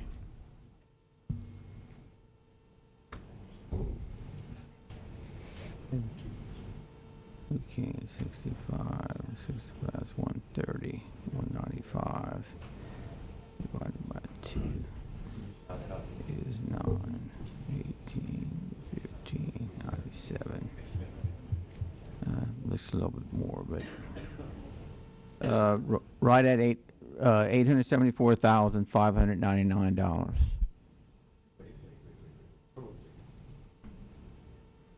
That clarification, Mr. Guidry, that's going to be for the 11. 4 teachers, the 11 assistant principals, and the dean of students. 4 deans, right. 874,599? Correct. Okay.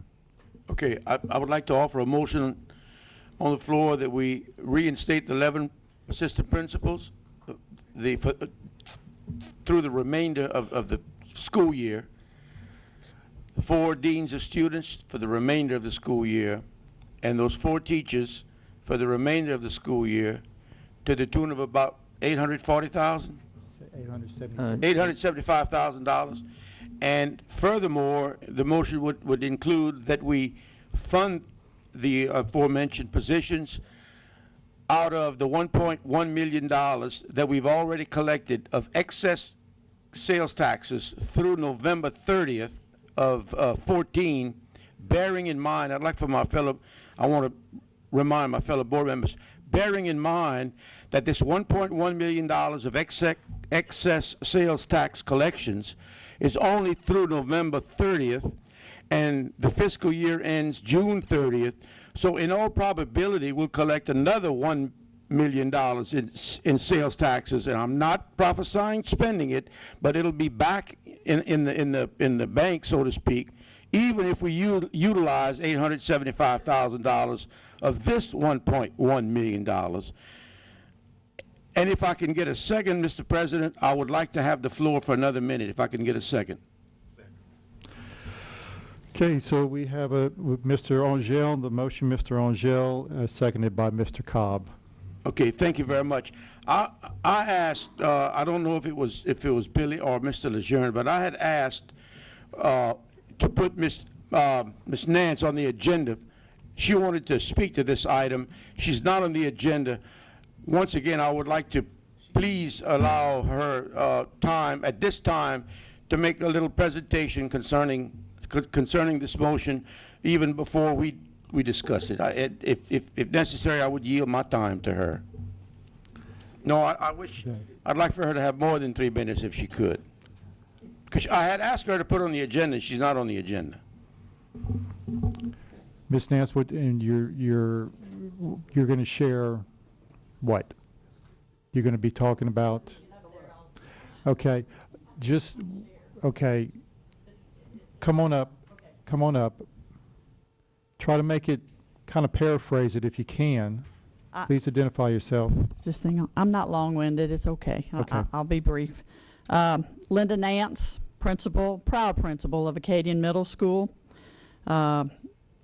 Lejeune, I need to say this to you.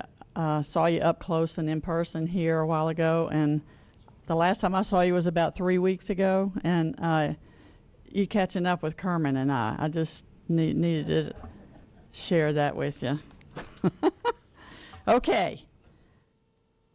I want to clarify the role of an assistant principal because we just keep throwing it out, and I don't think everybody understands what all their job involves. We talked about the compass observations, health and wellness meetings. We've had 125 at our school so far, and an administrator has to be in every one of those meetings. Very time consuming. Bradley Cruz brought up IEPs. An administrator has to be in every IEP. They are numerous. Expulsion hearings. An administrator has to be in expulsion hearings, more at some schools than at others. They have to conduct walkthroughs, meaning getting in the classrooms on a regular basis. They have morning, lunch, and after-school duty. They have to attend after-school events. And the biggest thing that they do is form relationships with students. I have 2 new assistant principals this year. One of my assistant principals can name every kid on my campus, 450 of them, first name. These kids need the guidance of these assistant principals. Yes, they get guidance in the classroom, but when they're in the assistant principal's office, they're also getting stroked or they're getting encouraged. These assistant principals do a great job with them. Mr. Aubrey, it would be nice if every school could have students in the classroom and no administration. But the reality is not all students know how to behave, and they're going to be in the office, and there are people that are going to need to deal with them, and those people are the assistant principals. So their role is tremendous. Their need is tremendous. Ms. Mangum, thank you for stroking our school. Yes, we grew 14 points. Our growth, however, was not due to we don't have high test scores. It was due to growth, not high test scores. 50% of our students still read below grade level. And we need all the human resources we can get to continue to improve our school. We are like a school bus. We talked about this when we were in the process of turning our school around. We got on the bus, we got the bus loaded, we have a plan, We're in the Leader in Me right now. We're going to A.B. Combs School in North Carolina. We're on that bus and we're going down the road and we get halfway there and the front wheel falls off. That is what we will experience if you cut these assistant principals. Thank you. Thank you, Ms. Nance.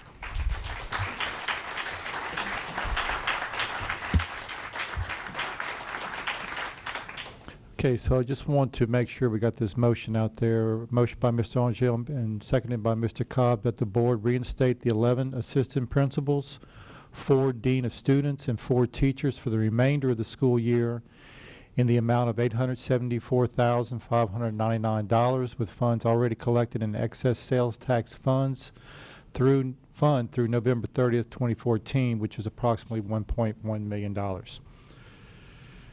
Ms. Mangum.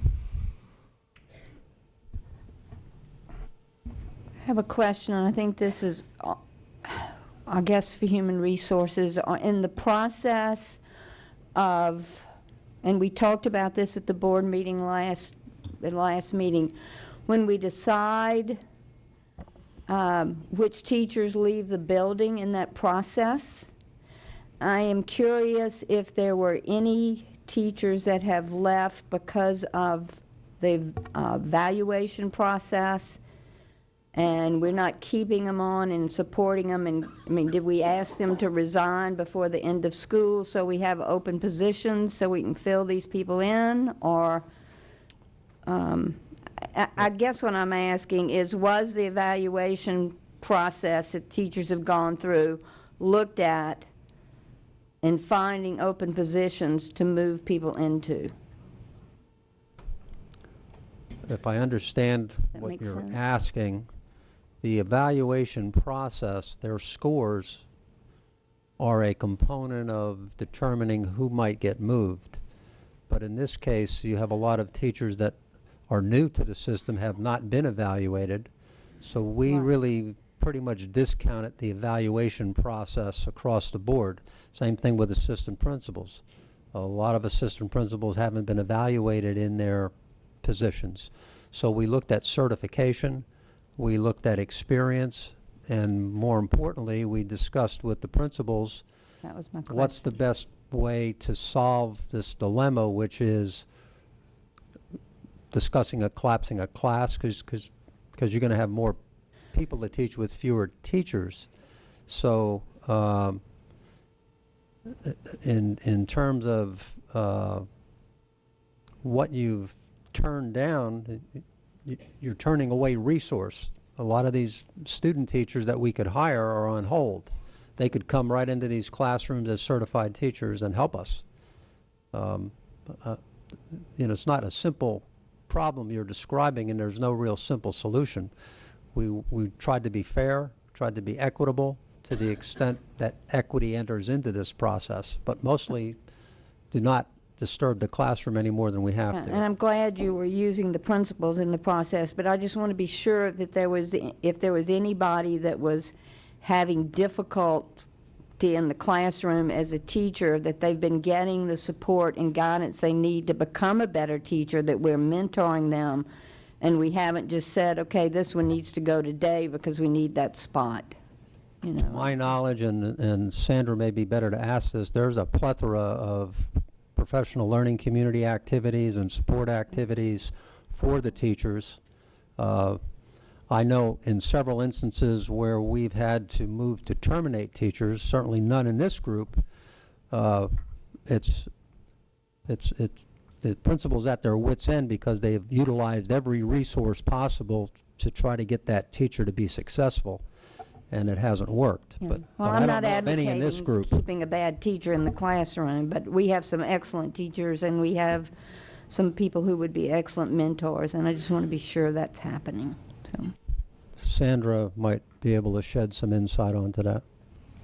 To answer your question very quickly, yes, we are using all of our very well, highly qualified, very well-trained teachers to assist us with those teachers that need just a little additional support.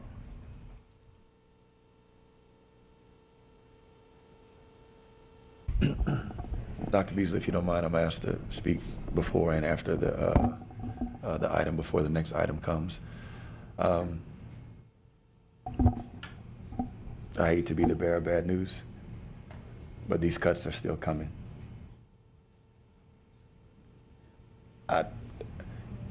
If you'd prefer me to lie to you, I can, but they're still coming.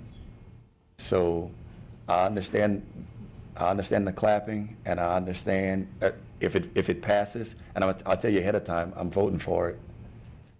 If it passes, I expect to hear claps, but at the same time, please understand that the cuts are still coming. It just makes it that much worse for the more that we have to cut. So the same requests cannot and probably won't be granted in 5 to 6 months. It just can't. Because you're either gonna find an external revenue source, a tax, or you're gonna cut the recurring expenditures. So everybody, please understand, please. You can't say nobody told you, because we're telling you now, it's not anybody that on this board that wants to do it. It's just you're either gonna do it or the school system's gonna end up collapsing, and it's just a reality. So I just wanted to say that. Okay. Thank you, Dr. Chasson. Anybody else from the board? Mr. Bouillon? I have a question for Mr. Guidry. Earlier during the night, did you say that we had $1.8 million in excess sales tax collections, or did I misunderstand you? 1.128. Okay, I'm sorry. Yes, sir. I misunderstood you. Okay. Any other board members? The audience? Oh, Mr. Lejeune. And just one note, and I really appreciate the comments, Dr. Chasson, and I've made this comment to both Dr. Chasson and to Mr. Angel, and maybe not to the other members right now because they're going to be back on the board, that I think it's incumbent upon administration to really begin to look at all departments. And of course, the first place has to be in departments that, like Mr. Angel always says, is furthest from the classroom. And look, all departments are important. We could line everyone up, and everyone would give great information as to why. But we're going to have to make some serious decisions, and the new board with the administration bringing recommendations will have to. And if you talk to cabinet members now, we've already began to talk about the situation that we're going to have to look at central office and services to schools. We're going to have to look at those very seriously. Where are our priorities? We began meeting with principals. I had meetings with the high school, middle, and elementary to talk about priorities in that area. So believe me that we're going to have to, there's no doubt, we are going to have to look at all programs. Everything will be on the table. So I've made that commitment to Mr. Angel and Dr. Chasson, and I think that it's going to be important in working with the new board. And when we start meeting with the new board, we're going to talk about some of those big rocks that we have to look at, and we have to begin to make some tough decisions. But first of all, we have to provide two things. We've got to provide what's necessary in that school, and second, we have to make sure we have services that support those individuals in those schools. So that's going to be our priorities, and we're going to have to do that, and we've already started the process, and hopefully come January, working with the new board to try to make some of those decisions. Thank you, Mr. Lejeune. Rodolfo Espinoza, Lafayette Parish Association of Educators. Assuming the reinstatement of those 4 teaching positions, how many of the remaining 12.5 positions that would close currently have students that would be impacted in those classes currently? And if the number is 0, I encourage you to vote for the motion.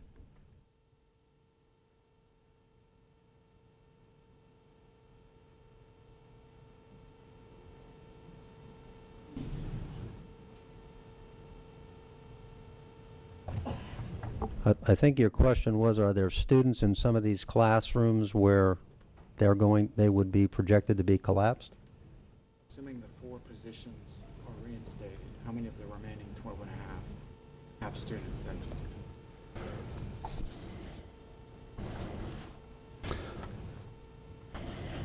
Bear with me for a second.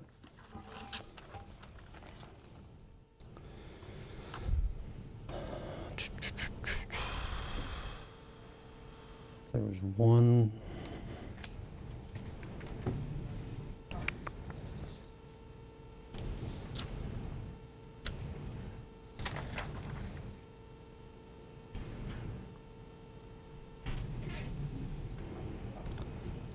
I think out of the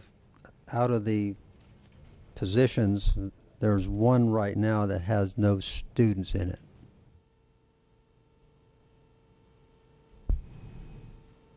According to what I have here on my list.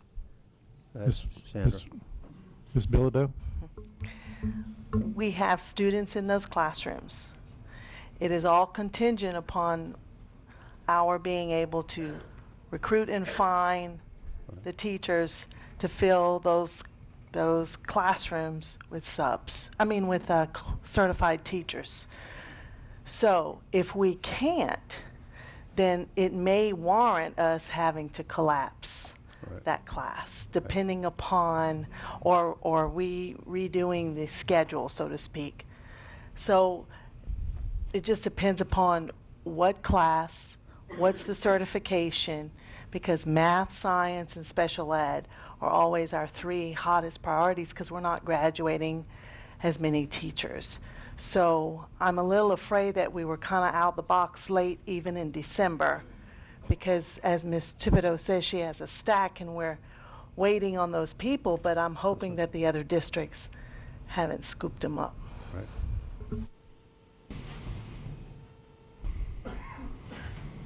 Okay.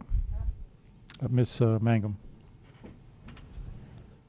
Mr. Superintendent, when you speak about gathering everybody together to really examine the programs we have and evaluate them, and we're going to sit at the table with the principals, administrators, are we having teachers at the table so we can really hear from those people in front of the classroom every day that don't feel like they have a voice, that nobody is listening? I mean, we have some wonderful spokesmen that come to this table for teachers, but the teachers don't feel that way in the classroom. And believe it or not, in this short span that I've been sitting in this chair, it is a telephone call every time I turn around with a teacher who is very concerned. And that, I would like some assurance to this community that, and to this, particularly our teacher corps, that their voice has value. Mr. Lejeune? Yes, ma'am, Ms. Magnum. I did reach out to the teacher organizations, and we had a very good meeting. And one of the things that they recommended very strongly is that we have an active teacher advisory committee, and I agreed.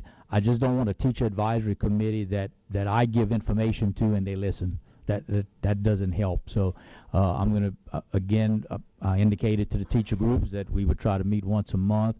I would ask them to help me to design a teacher advisory committee that would be an active,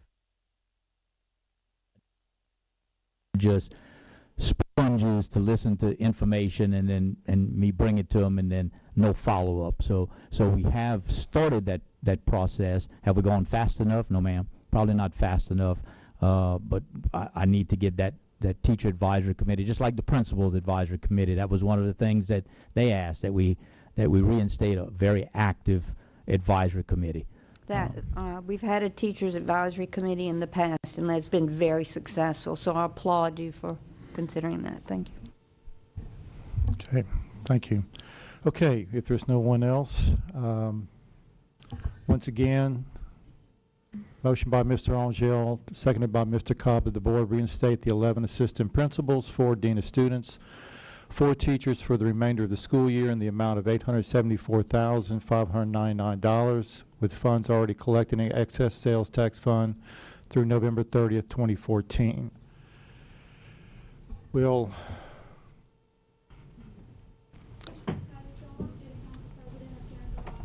okay. Kylie Chonha, Student Council President of Carencro High. Kylie? As a senior Kylie. at Carencro High. You have 3 minutes. As a senior at Carencro High, I encourage you to approve the vote so we can graduate with all of our administration who have, it's no secret, pushed forward and helped our school improve tremendously. Destiny Venable, Vice President at Carencro High. I would also like you to push this movement because without our administration, I don't think we would be able to have gone as far as we have. For instance, all of our counselors, teachers, presidents, everybody, everybody has an extreme impact on all of us. Like, I've, for instance, gone to my counselors, gone everywhere, and I don't know, without them there, I don't know what would come of Carencro or any other high school. Like, for instance, nobody here is a student. Nobody really feels the impact of everything you guys are passing here. And I understand you're doing what you think is best, and most of the time, most of us agree, but nobody sees the student's point of view. Nobody sees the teachers in the classroom. Nobody sees their compassion. It's the struggle. So, like, we're here trying to push this, trying to be a part of our school and part of the community, and just really hope you push this at least to the end of the year. We are the students directly impacted, and we need our counselors, our deans, and our assistant principals, and they deserve to be with us. Thank you. Thank you.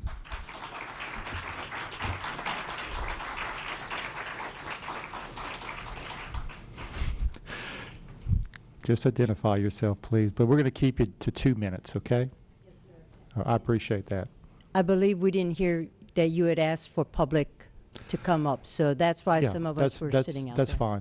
fine. Good evening, Mr. Lejeune and Dr. Beasley and board members. I'm Annette Samick, principal at Alice Boucher, and I just want to express my appreciation and gratitude for everything you have done through your years of service.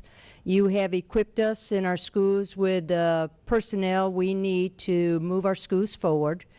I do have 2 workaholics, 2 workhorses as assistant principals, and with the other members of our team, including counselors as well as instructional strategists, data analysts, and social worker and nurse, we have been able to change the culture at Alice Boucher. And any changes to that staffing at this time would not be, it would change the culture for the future, and unfortunately not in a positive direction. You have established safe and conducive schools for learning environments. We have 700 students. If I am to lose an assistant principal at this time, that would require a great deal of shifting of responsibilities. And frankly, I know that the ball will be dropped someplace. In the future, we can plan effectively to make those changes over the summer, but at this time, it would be a detriment to continue to move our schools forward. I just want to again thank you, because I know in your hearts that you want to do what's right for our students, and for us to serve the emotional, social, psychological, as well as physical needs of those students, we need to have our staff stay as they are for the remainder of the year. Thank you. Thank you, Ms. Samick. Good evening, Board. My name is Roland Moore. I am one of the assistant principals at Alice Boucher that was a part of the culture that she was speaking of. I ask that you please allow us through the end of the school year to finish our long-term and short-term goals that we've started 2 years ago under the previous administration and tweaked when Ms. Samick came on board last year. I am one of the people that is set to be displaced. I have been told that I would be assigned as a business ed teacher at Acadiana High. I ask that you give me until the end of the year and have 2 months to transition, then having 2 weeks over Christmas break where the school will be closed. Thank you. Thank you, Mr. Moore.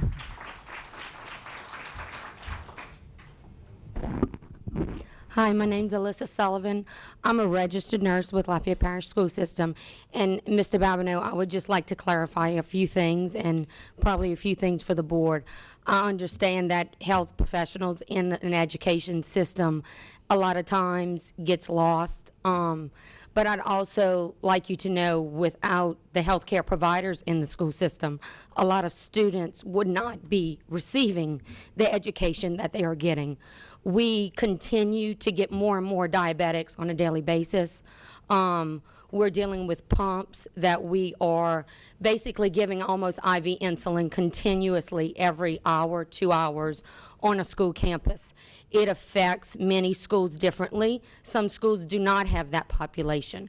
A majority of our schools do have that population. We have a number of students that have to be catheterized by a nurse, receive tube feedings by a nurse. Without us, they would not be attending school. These are also things that, you know, are part of the American Disabilities Act, you know, and not all these students are special education students. So not all of them do have IEP services, but we still have, you know, the priority to provide those services to those students. And I do understand that education means educator, but we're all here for the students and the social workers and the assistant principals. You know, it takes, you know, an army to run a village, you know, and we're all here. I understand the cuts are coming. We see the writing on the wall. We just would appreciate if, you know, we got the credit for the services we do provide. Thank you. Thank you. Okay. We'll call for the vote.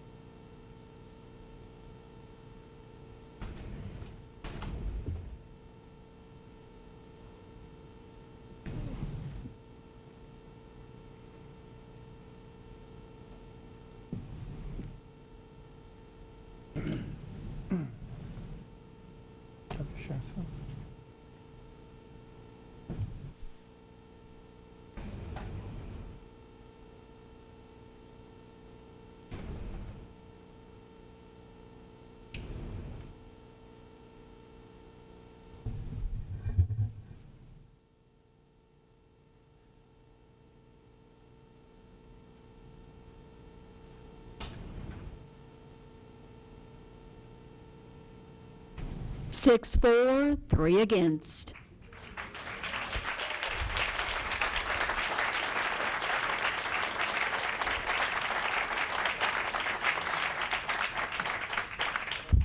Motion carries. Yes, Dr. Chasson. This was my request to speak directly after the item. Okay. Just kind of don't go too long. Actually, this will at least be 3-4 minutes because there's something I need to address directly related to this item. Could you make it during your comments period? That would make my comments exceptionally long with the board member comments as well. Okay. We'll probably waste. I can get it done faster if. Just go ahead. We already know that there's going to be cuts. Right. No, Okay. I know that. I know that. I can't stress that enough. I just want to make sure that everyone understands that there are certain board members that voted no for this item that really, really, truly understand what's coming our way, and they're trying to prevent it as best they can.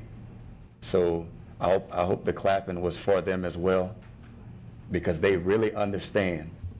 With that being said, as fast as I can get this addressed, some things really bothered me when it came down to this item, and I wanted to be sure to address them in my most unangry way. There were principals, and I'm going to forward all of this information to Mr. Lejeune so he can make sure to address it formally. There were principals that were possibly looking at the positions that were going to be addressed, assistant principals and dean of students, and then subsequently wanting to keep those particular people. We're going to displace other administrators at the expense to keep those people closer to them and put other positions that weren't up for cuts back into the classroom. And there's documented proof, and I'm gonna forward that to Mr. Lejeune. Things like that really bother me. As well, to get a piece of paper from a family member of mine that was sent home by the staff of a certain school that encouraged all of the kids to go home, and subsequently, I wanna read it, so just bear with me.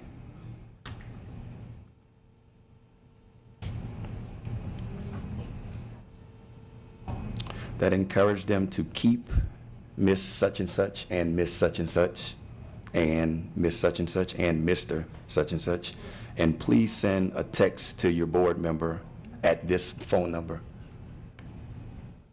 We can't do that, guys. You can't. And I hope staff addresses it formally. You can't do that. As well, send a text to this board member with that board member's phone number on it, saying, please fight to keep the staff at this particular school. I won't say the school, but that's not called for. You shouldn't do that.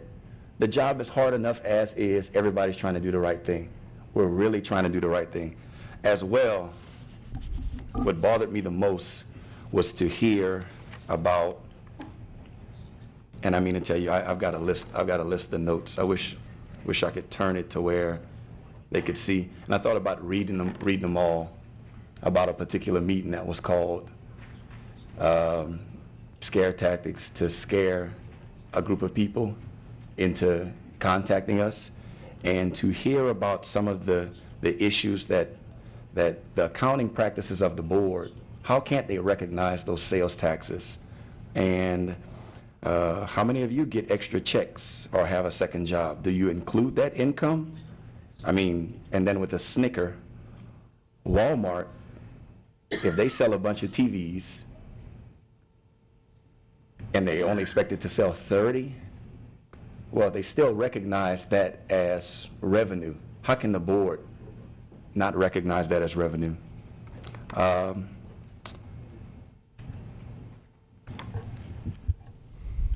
Dr. Chasson, is this material that you could share with Mr. Lejeune? I definitely will, but I want to make sure that the audience understands what the board members deal with, and as well, it's not fair that when you hear those things, you wonder why it's upsetting to the board to hear discussions of money for allotted positions, and then how those positions would reflect with the positions of that department, and what they should and shouldn't cut, and who's most important and who's not, and why not assistant PE teachers and OT and PT speech, to hear those references. And what bothered me the most, and I'll stop there because I won't read it all,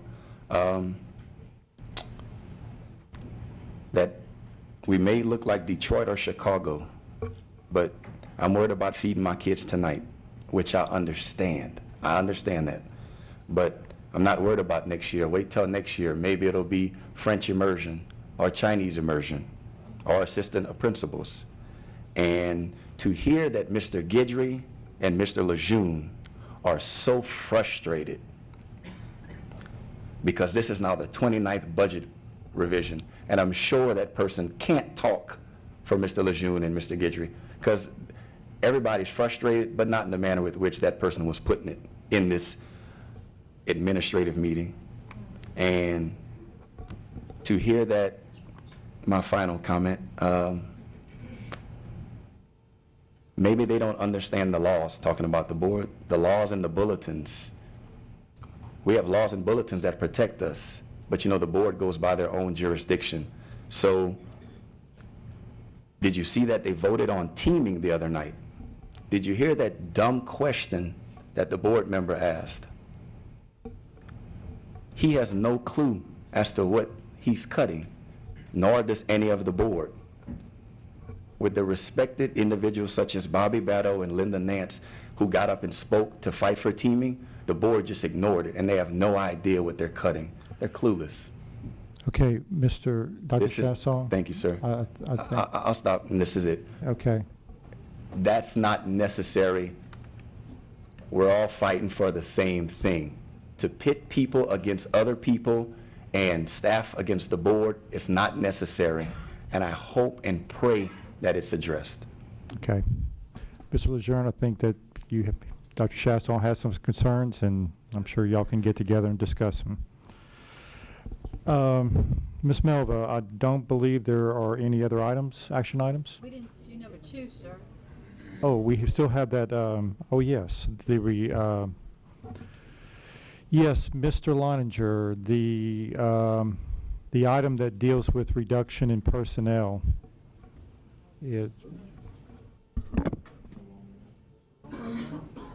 substantially has disappeared. okay. That's all I need to know. There are some small groups of people that we'll deal with, but this. Wait a minute, I can't, wait a minute, I'm sorry, Mr. Leininger, I couldn't hear.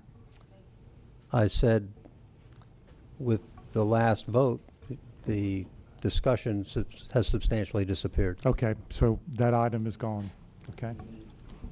Reduction in personnel. Okay, with that, Ms. Melva, that should be all the items. Except for, yes, sir, under action, under items to be discussed. Yes, ma'am, under action items, right. Public comments.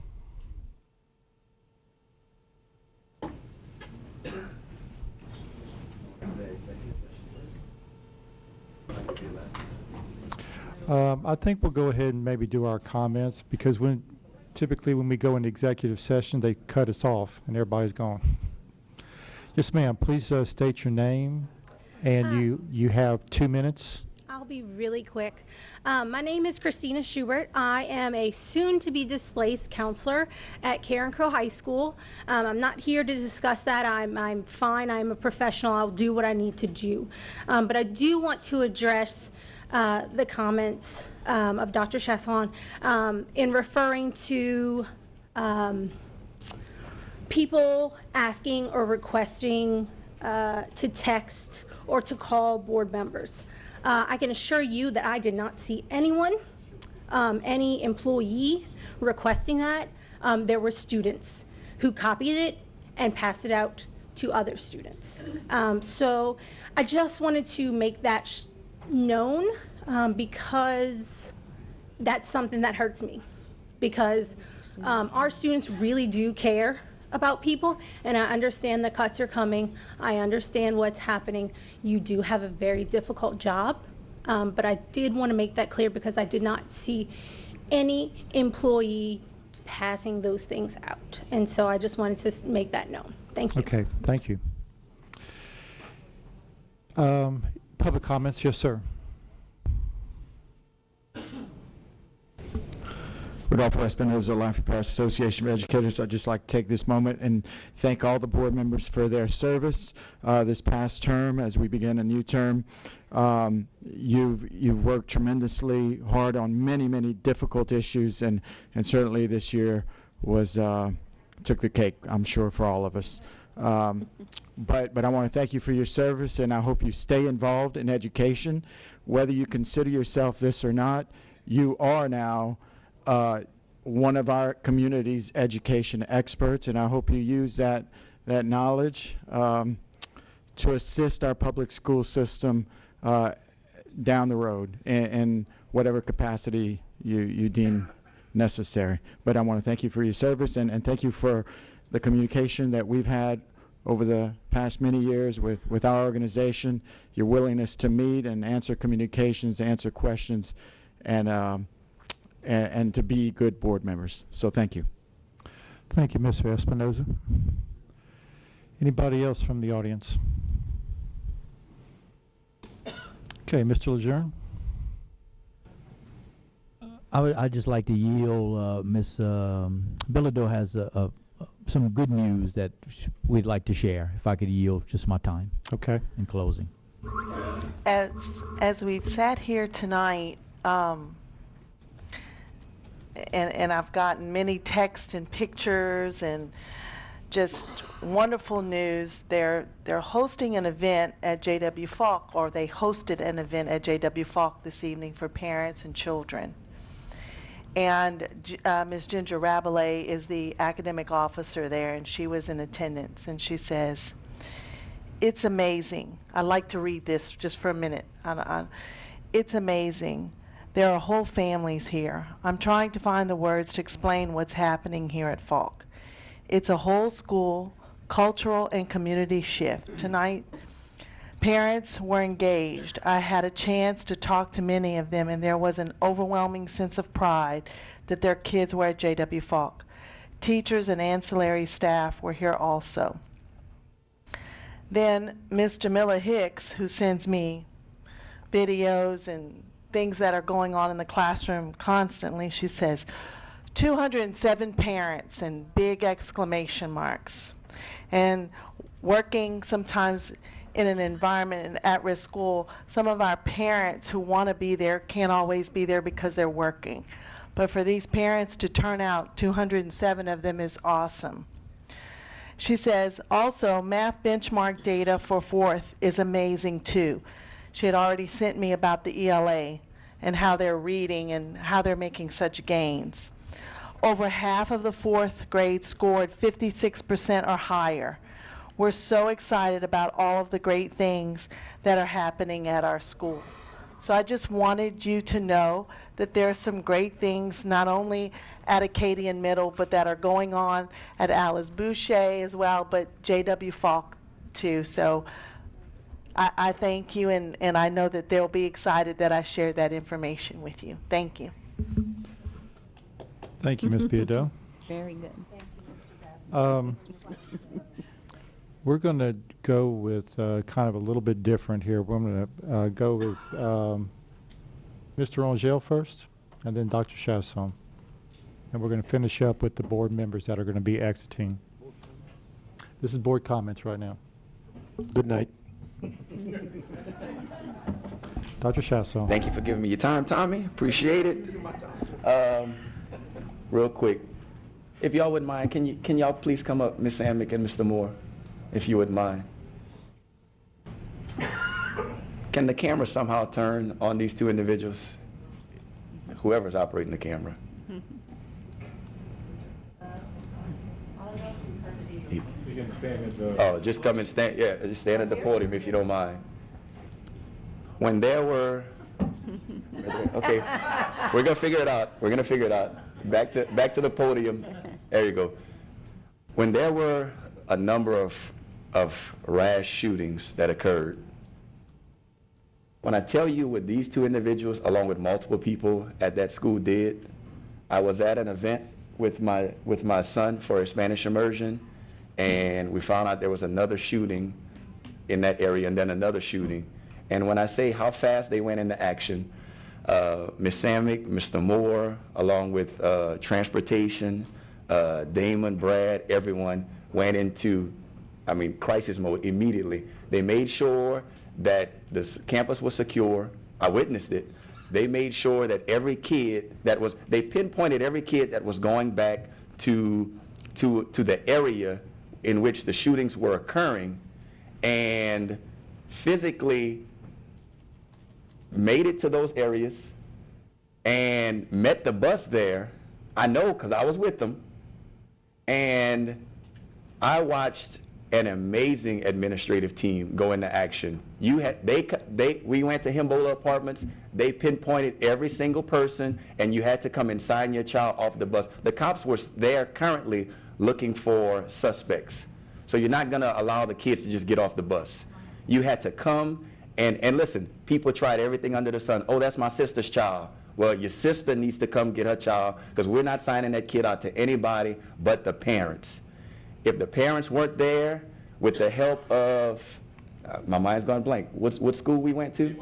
At J. Wallace James, Miss Schmearsall, kept the kids on the bus, drove them to J. Wallace James, and then subsequently watch Mr. Moore and everybody else go into action, making calls. Hey, we still have your child. This is the reason. Parents came happy as can be. Thank you, thank you, thank you. And nobody heard about it. Nobody heard a single inkling of what this amazing administrative team did. I forgot to mention it. I don't know how. I forgot to. I want to tell y'all thank you from the bottom of my heart. You made sure my son was safe, as well as every other father's daughter, mother, son, everyone, and I appreciate y'all from the bottom of my heart. Thank you.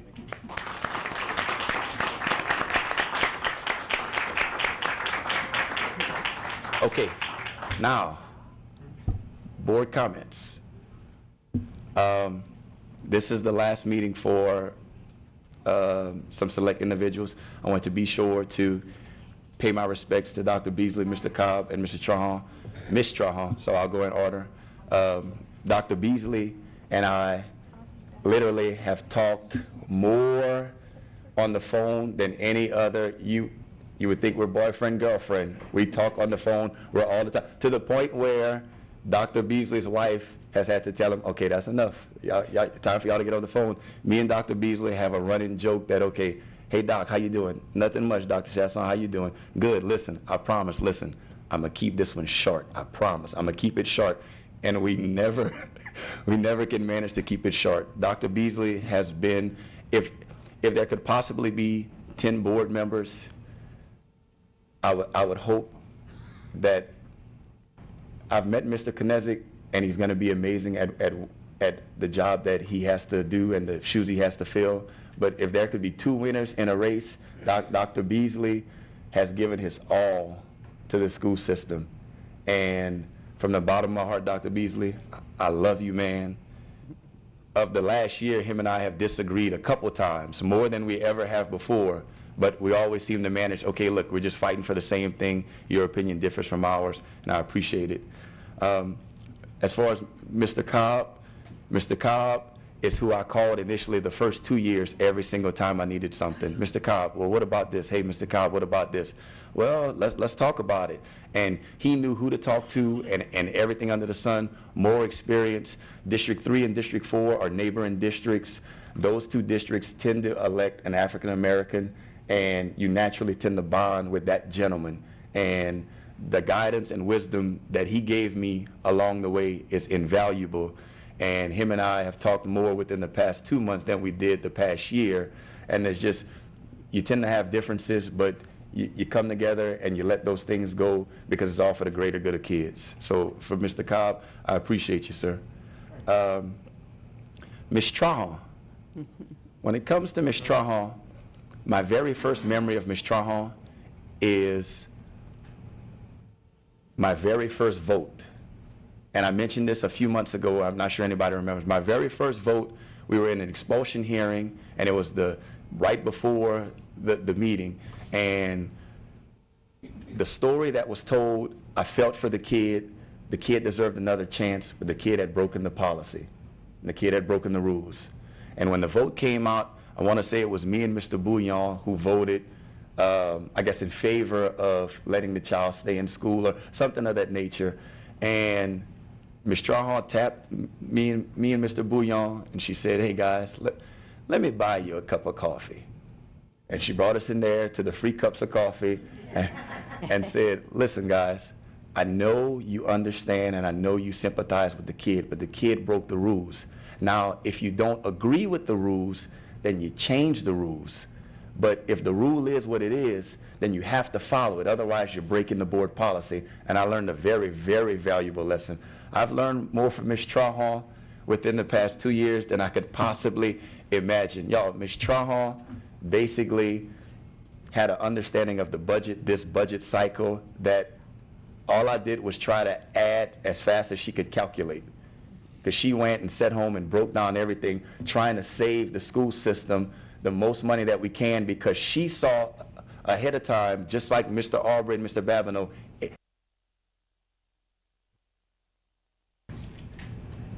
Ms. Trahan, Mr. Cobb, Dr. Beasley, I love y'all. I appreciate y'all. Last 2 things. Toy drive. Me and my brother Brandon are having our annual toy drive. It's December 23rd. If anybody would like to donate anything at all, doesn't matter, coats, toys, gift cards, we make it work. If you would see the amount of kids that show up with parents, and granted, we have to separate the parents. I mean, if you pulled up in a Mercedes-Benz, this is not the toy drive for you. And we have to identify them, but at the same time, there are some needy kids. I see people in here that have donated before and made sure they didn't want to be I wanted to say who it was, and the people said, nope, nope, I just want to remain anonymous. I just picked up a boatload of toys from some very, very special individuals last night at 9 p.m. who opened up their arms, gave me a call, and said, hey, listen, we've got a ton of toys. You can come and pick them up. I had never met the people before, but those are my best friends right now, because you're giving of yourself, and that's what Christmas is about. To give to a kid, and that may be the only thing they get, that's the only thing that matters. As well, I need everybody to stop getting sick, because I'm exhausted at work. Everyone is sick. Everyone take care of yourself over these Christmas holidays. The flu is going around. I know this for a fact because my daughter at Women's and Children's diagnosed H1N1 swine flu. It's here. It's real. Everyone protect yourself. You don't have to come to Walmart to get your vaccination, but go somewhere so it can protect you. And as well, last thing, that's it. I made a promise to my daughter, so I'll announce it ahead of time. I made a promise to her that I would try and spend a little more time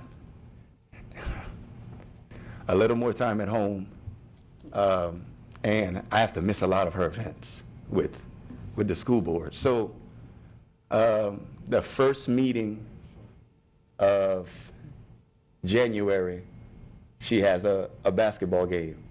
So I'll be late. I'm coming, but I'll be late. I'd rather announce it now than people say that's the first meeting of the year, and look at him, he's missing meetings already.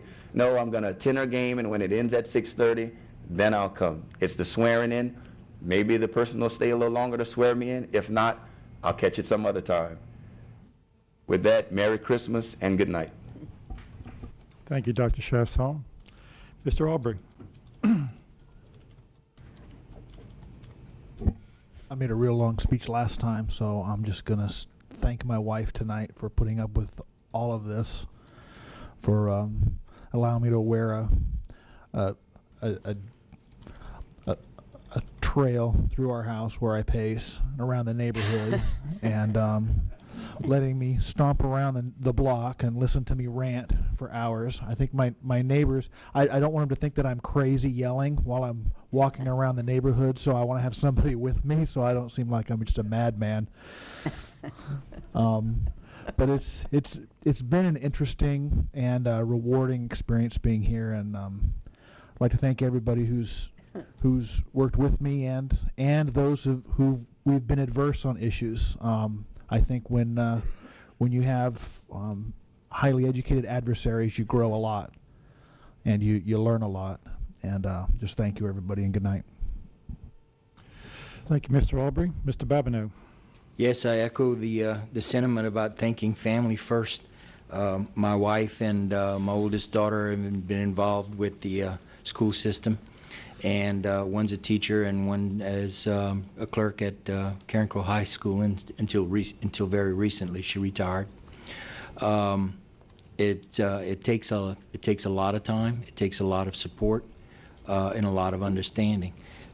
So I came onto the board by appointment by the board.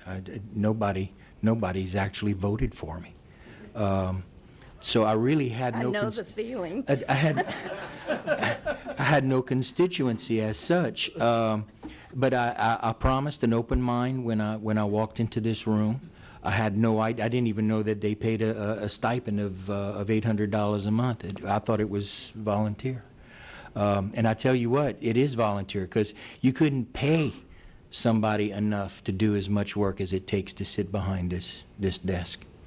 I've been involved with education for a long time myself. Since 1997, I've been involved with the Parents in the Law series, actually before they even copyrighted the materials, which is access to the legal system, education-wise, and providing information about the services that are available to those who really need it. I've been doing that with the Acadiana Recovery Center. Now it's sponsored by the Women's Foundation of Acadiana. I went to Northside High School yesterday and participated in what are rules That was the topic. What are rules? What are laws? Why they're necessary? I stressed to them that the most important rules in life are the ones that you give yourself, because those are the ones that you're most likely to follow. And from following your own rules, that's how you accomplish your goals. And I think that's the first priority in anyone's life, and anyone who chooses a direction. I've done numerous class presentations for years on both the law and hypnosis. I'm certified as a hypnotherapist. In social studies classes, forensic science classes, leadership program at Lafayette High School, psychology classes. And I've helped the school district with ILEAP remediation with a program that I call HELP, H-E-L-P, which is Hypnotically Enhanced Learning Program. And it seems to help with study habits. I've also helped with the professional development at David Thibodeau High School when the staff was setting up for the very first day of school. I've helped hundreds of students with testing anxiety and study habits. And I participated in the orientation of all the new teachers in Lafayette Parish a few years ago. So that you can expect to continue. And in view of the fact that we do have immersion programs in French and Spanish and Mandarin Chinese, I'd like to wish everyone a Merry Christmas and a Happy New Year. Joyeux Noël, bonne année. Feliz Navidad, prospero año. Sing Dan Ti Kwai Le, Sing Yin Kwai Le. That was Merry Christmas and a Happy New Year in Mandarin and Spanish and French from the very bottom of my heart. Good night. Thank you, Mr. Babineau. Ms. Mangum. Whoa, to be appointed and jump right into the fire, you at least had a little time to get in the chair. So this has been an incredible experience, and I've been so honored to serve District 7. And I hope that I think they told me it'd be 2 or 3 meetings. You all lied. But it has been quite a learning experience, and I must tell you the admiration I have for each of you and what you have done during your term on this board, and how much as an educator I appreciate that. What I would like to say to this community is years ago someone gave me this pen, and it has a child reaching for the stars. And it said, and the person that gave it to me said, that's what educators do, that they make children reach for the stars. So my wish for the new year is that this community, and in particular our education community and our school board, do everything they possibly can for the young people of our community to always work toward helping them reach for the stars. And I know that you all will continue to do that, and I have great expectations for the new board. God bless. Thank you all so much. Thank you, Ms. Mangum. Mr. Bouillon. Unlike Mr. Babineau, I had to run many times to finally get here. And that's what I wanted to do, is say thank you to all of the constituents in District 5 who supported me and who voted for me, and especially those who voted for me in 1998, those who voted for me in 2010, and those who voted again in 2014. One of the things I'm most proud of is that I guess anytime maybe the media or anybody else will refer to me, it'll always be Kermit Bouillon, former school board member. And that's just something that you just can't take away from any of us. And it's something that I'm going to cherish forever. 4 years ago, when I was sworn in as a school board member, I brought the Bible from the house, and I used our own Bible because I thought it was very important to be sworn in on my own Bible, not the one that the clerk of court brought by. So I think it's fitting also that my final comments as an elected official will really be a prayer from that Bible. And I think it's a prayer that most of you are going to recognize quickly. It's Ecclesiastes, Book 3. It's a time for everything. There's a time for everything, and a season for every activity under the heavens. A time to be born and a time to die. A time to plant and a time to uproot. A time to kill and a time to heal. A time to tear down and a time to build. A time to weep and a time to laugh. A time to mourn and a time to dance. A time to scatter stones and a time to gather them. A time to embrace and a time to refrain from embracing. A time to get and a time to lose. A time to keep and a time to throw away. A time to tear and a time to mend. A time to be silent and a time to speak. A time to love and a time to hate. A time for war and a time for peace. Thank you and good night. Thank you, Mr. Bouillon. Ms. Trahan. Well, first of all, I'd like to say that it has been a great honor to represent the many facets of the school system, and especially the constituents of District 9 for the past 8 years. When first I sat in this seat, the school system had less than $2 million in what is now called the reserve fund, and was on the verge of bankruptcy. Together with other fiscally minded board members, we have spent the last 8 years getting the reserve built back up to its healthy current state. Because of the amount of money we have managed to accumulate, we were able to bond out $30 million 2 years ago to address some of our worst capital issues. Some of them we saw pictures of tonight. Green Sea Linden, Youngsville Middle, Alamo, Northside, Lafayette High. Those capital issues are being addressed with that money. Also, because of that healthy reserve, we have been able to save over 70 jobs that were on the chopping block 2 weeks ago. And tonight, the remainder of those, because of that reserve and its healthy state. At this point, I'd like to thank my family who, and you will be, I'm not going to name names, you know who you are, who through thick and thin and all means of attack mode have stuck by and defended the cause that I represented, and I appreciate you, and some board members too. I have had the privilege of serving with some pretty wonderful people. David Thibodeau, who in my mind was this board's greatest communicator.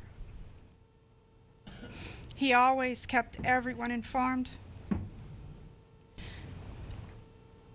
I would get a phone call almost daily, and that phone call always began, "Hey buddy, let me let you know what's going on today." Everybody on this board got those phone calls when he was with us. Everybody was on the same page. He was amazing. And a great loss when we lost him. Carl Lacombe, who served as president of this board for my first term, 4 years, he served as president. I had the privilege of serving as his vice president during that time. And under his guidance as vice president, this board had 4 years of smooth, progressive, forward-thinking movement. During that time, we brought from North Carolina the concept of the Early College Academy. Together with staff here and at UL and with Jan Brobes, who was chancellor at SLCC, that school is a reality and one of the most successful high schools in our state. Talk about positive change. We had to get exceptions from the state in almost every case in order to implement that school, and it has paid off from day one. This school was the change for Lafayette that I am proud to report. It was positive, progressive change. We also created a master plan to address deteriorating buildings. We created the idea of the David Thibodeau Career and Technical High School that at one time was fully funded and ready to be implemented and never saw fruition. That school, in its idealism, would have, I think, fixed our graduation issues that we have and would have been the savior for an awful lot of kids in our district. That was, in my opinion, an extremely positive move of this board. I have also had the privilege of serving with 2 Burnells as superintendent. The first one was Mr. Burnell Lemoyne, and as a superintendent here in Lafayette for over 4 years, he was an exemplary superintendent. He worked very well with board members, and by the way, when you have a superintendent that works well with board members and is an open, transparent communicator, what happens, believe it or not, is that board members and superintendent both and staff can concentrate on children and school sites. What a concept. That was a good 4 years. During his time as superintendent, our district went from a C to a B district under his direction. I, for one, would like to thank him and his staff for all their hard work to accomplish getting our district to a B, and that's what they did. I would also like to thank the second, but not least, second only in order, Burnell Lejeune as superintendent, who bravely stepped into the superintendent's seat in order to try to stop our derailing train. Thank you for stepping up. I know it was tough. It was a tough decision, and there's a lot of tough work you've done and a lot more to do. You indeed are a brave man, sir. I salute you and I commend you on your hard work thus far and hope that continues. I would like to thank all the board members who I sit with here tonight. It has been my honor to serve with you, and although we may not always have seen eye to eye, I have enjoyed working with you. I would like to thank the LSBA Board of Directors and the staff in Baton Rouge, especially Mr. Scott Richard, for doing such an outstanding job in public school education advocacy. I have enjoyed working with each of you as well. I would like to, at this time, also say that I have thoroughly enjoyed working in my first term with Mr. Mike Hefner, who, like Mr. Espinoza said this evening, has continued to be a public education community advocate, and he's here tonight. It was an honor. I would like to tell Tommy and Timmy publicly, y'all are both brave men, I'm grateful that both of you have remained on the board, and I hope you continue to hold firm on fiscal issues in a time of much concern, of huge budget deficits both now and in the years to come. You will have a very tough job in the weeks and months to come, and I do not envy you, but I feel you are definitely up to the task. Both of you. And in closing, I would like to say I am looking forward to a new direction and wish everyone much success in all of your future endeavors. Good night. Thank you, Ms. Trohan. Mr. Cobb? Well, there's not much I could say after that. Congratulations, Mr. Trohan. But I want everyone to know that it has been an honor and a privilege for me to serve the constituents of District 3, people of Lafayette Parish, and especially the children that I have been involved with for the last 39, 40 years throughout my educational career and training. Education in this day and age is becoming more difficult because there are many, many, many avenues that are open to people who want to secure education dollars, to disrupt the systems that we work so hard to keep together, to continue. I would want each of you to know that in my perception, everything that has been done for the children in Lafayette Parish, those who have been here like myself all of my life, and those people who are coming here for the first time, because this city, this parish, these people have created an environment where people really want to come and enjoy the joie la vie. We hope that you would continue that tradition in terms of education of our children.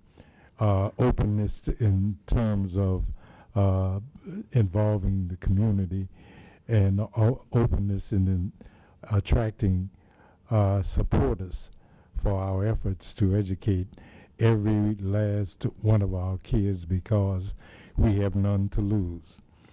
I appreciate all the efforts that have been done on my behalf by my supporters, in particularly my family, friends, and all of those people in District 3.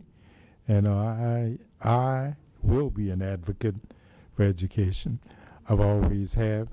I don't intend to stop. I intend to pursue some of the things that the board is planning to do, and I'm very much interested in seeing Lafayette continue the progress. We've entered an area where we said we wanted an A school district. Doesn't matter who's running it. If we put all efforts together, I think we can achieve that, and it will take everybody working together to do so. Again, I want to appreciate the fact that I've worked with all of you on the board in various capacities that we've had our ups and downs, but that's expected. I was raised in a family of 11 people, and when you could get consensus, you were in very good shape. So I realize that conflict and resolution is part of everything that we do, and I hope that all of you achieve the success you want in life, whether you're on this board or not.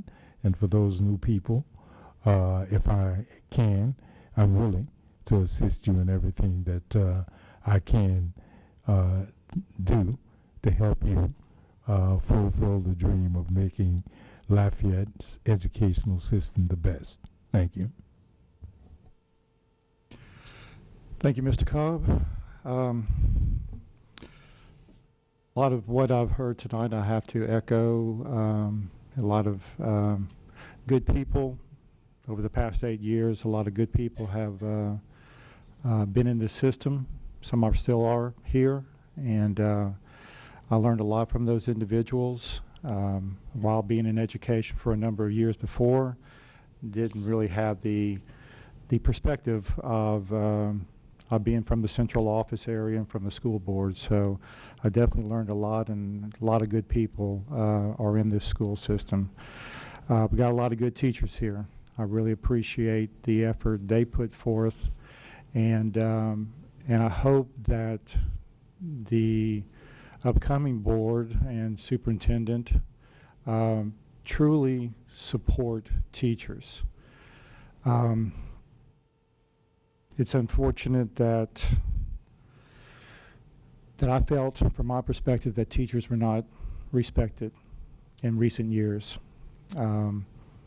Teachers were looked down upon, were berated, and that's not proper. As I've said probably 20 times before at least, the key factor in education is the person in the classroom. And you got to give the support to them, those individuals, you know, and then you're going to have a successful system. Coming in, making a bunch of promises, got a plan, whatever the case might be, doesn't necessarily mean that things are going to go right. And they, you know, if you can't carry out a plan with integrity, with fidelity, it's not going to work. I don't care how well versed in research that it is. When I came on this board, yeah, we were a C district. We moved up to a B district, still a B district. Those first years on the board were good years. The last couple of years, from my perspective, have been tough. And this has probably been the toughest year on the school board for me for these 8 years. You know, we've had over approximately 60 meetings this year, approximately, dealing with budget, dealing with regular board meetings, special board meetings, disciplinary actions, whatever. It's very trying, to say the least. It's been a tough year, and I saw, again, from my perspective, Lafayette Parish school system hitting a low. When I saw that, again, teachers criticized, comments made out in the public about certain groups. Me being told that I sold my soul to the devil to be board president. The devil couldn't give me of anything worse, to promise you that. But that, to me, was a Lafayette Parish school system was a low, that's his low point. But I see Lafayette Parish coming back, and I see Mr. Lejeune, and I have good thoughts and good feelings about that. So, with that being said, again, I welcome the opportunity. I have welcomed the opportunity to work with many good professionals, many good people here in Lafayette Parish. You know, professionals both in what they do on a daily basis and just in their general demeanor. That's very important. It's been interesting and a pleasure working with other board members. Again, it's been stated before, sometimes we have our differences, sometimes we don't. But that's what we bring to the board, and that's what makes us as individuals, but also makes the decisions that we make here on the board. And I'll finish off with thanking my family. About 7 years ago, my daughter, who was at that time probably ending up middle school or starting high school, she said, "Dad, you know, if there was a fire, you would go save everybody else first and save us last." And she was meaning that I was spending a lot of time dealing with everybody else, and the reference has been made a few times, and neglecting family. And so, you know, that's something I'll always remember, and something that I'll be glad to get back to. So, District 8, I appreciate the support over the past 8 years, and And I hope my Mr. Knezek the best for the next 5 years for him. And I'm just, I'm ready to still be in education and getting back to the university and focusing full time over there. So still be sending kids over here to teach in Lafayette Parish, but I won't be on this board floor. So anyway, I want to wish everybody a Merry Christmas and a very happy and prosperous New Year. Again, it was my pleasure and my honor to serve as a board member from District 8 and as the board president this past year. Thank you very much. With that, Do we have to make a motion to go into executive session right now? Yes, sir. I move so. Okay, go right ahead, Ms. Mangum. I had meant to introduce earlier in the audience, and she had to leave, was the former president of the East Baton Rouge Parish School Board that was here observing our board meeting, and she's so impressed with if you've ever seen the East Baton Rouge Parish boardroom, then you would know why she was impressed just with the room itself. Her name is Barbara Freiberg, and believe it or not, she is one of my former students. I've taught everybody, pick a city, and she invited me to her first board meeting, and that night she was sworn in as president, and I have to say I was cheering in the audience. And she came to wish me my last board meeting. So I just wanted to acknowledge that she had been here and how impressed she was with you all. And Godspeed going back to Baton Rouge, for sure. Thank you. Thank you, Ms. Mangum. Mr. Bouillon? I move that we go into executive session. Have a motion by Mr. Bouillon to go into executive session with a second by Mr. Angel. We need to vote.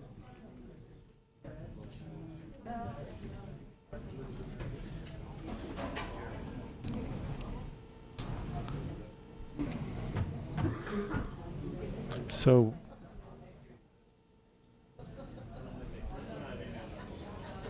we'll call for the vote.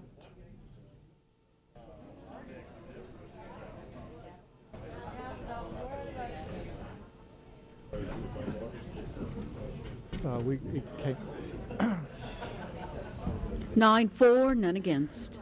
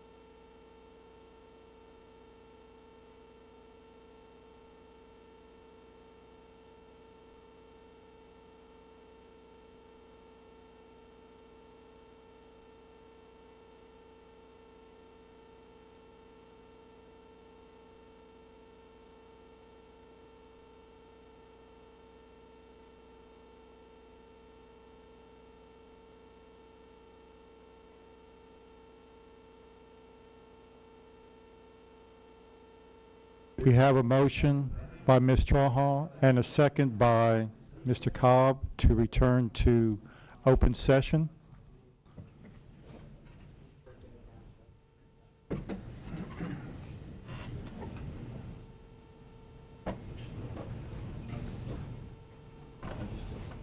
We'll call for the vote.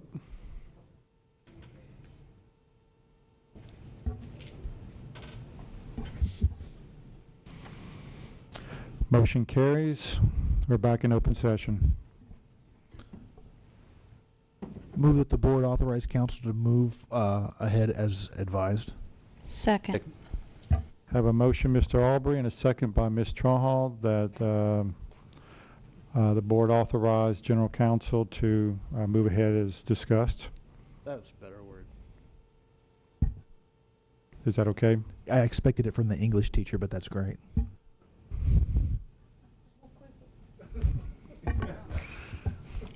Okay, Ms. Mangum, I'll let you. Do you need to phrase it correct? Okay. All righty.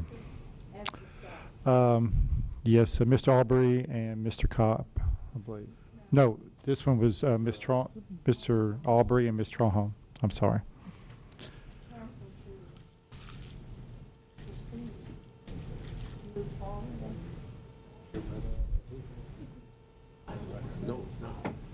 How about that the board authorize council to proceed as discussed?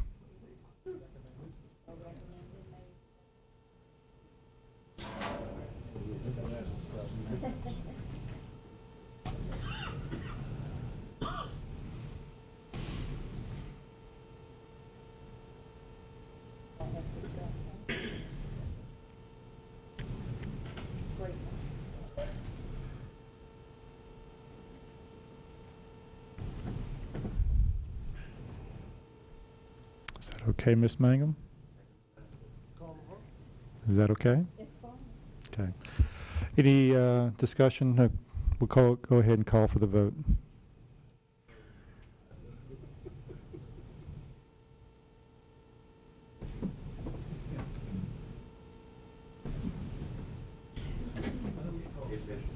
9-4, none against.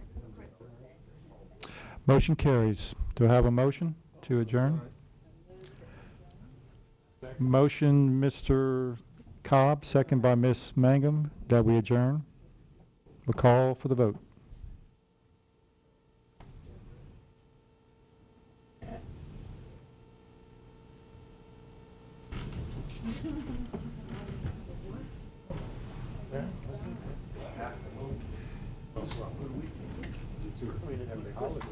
Nine, 4, none against. Good Motion night. carries, meeting adjourned. Merry Christmas and Happy New Year.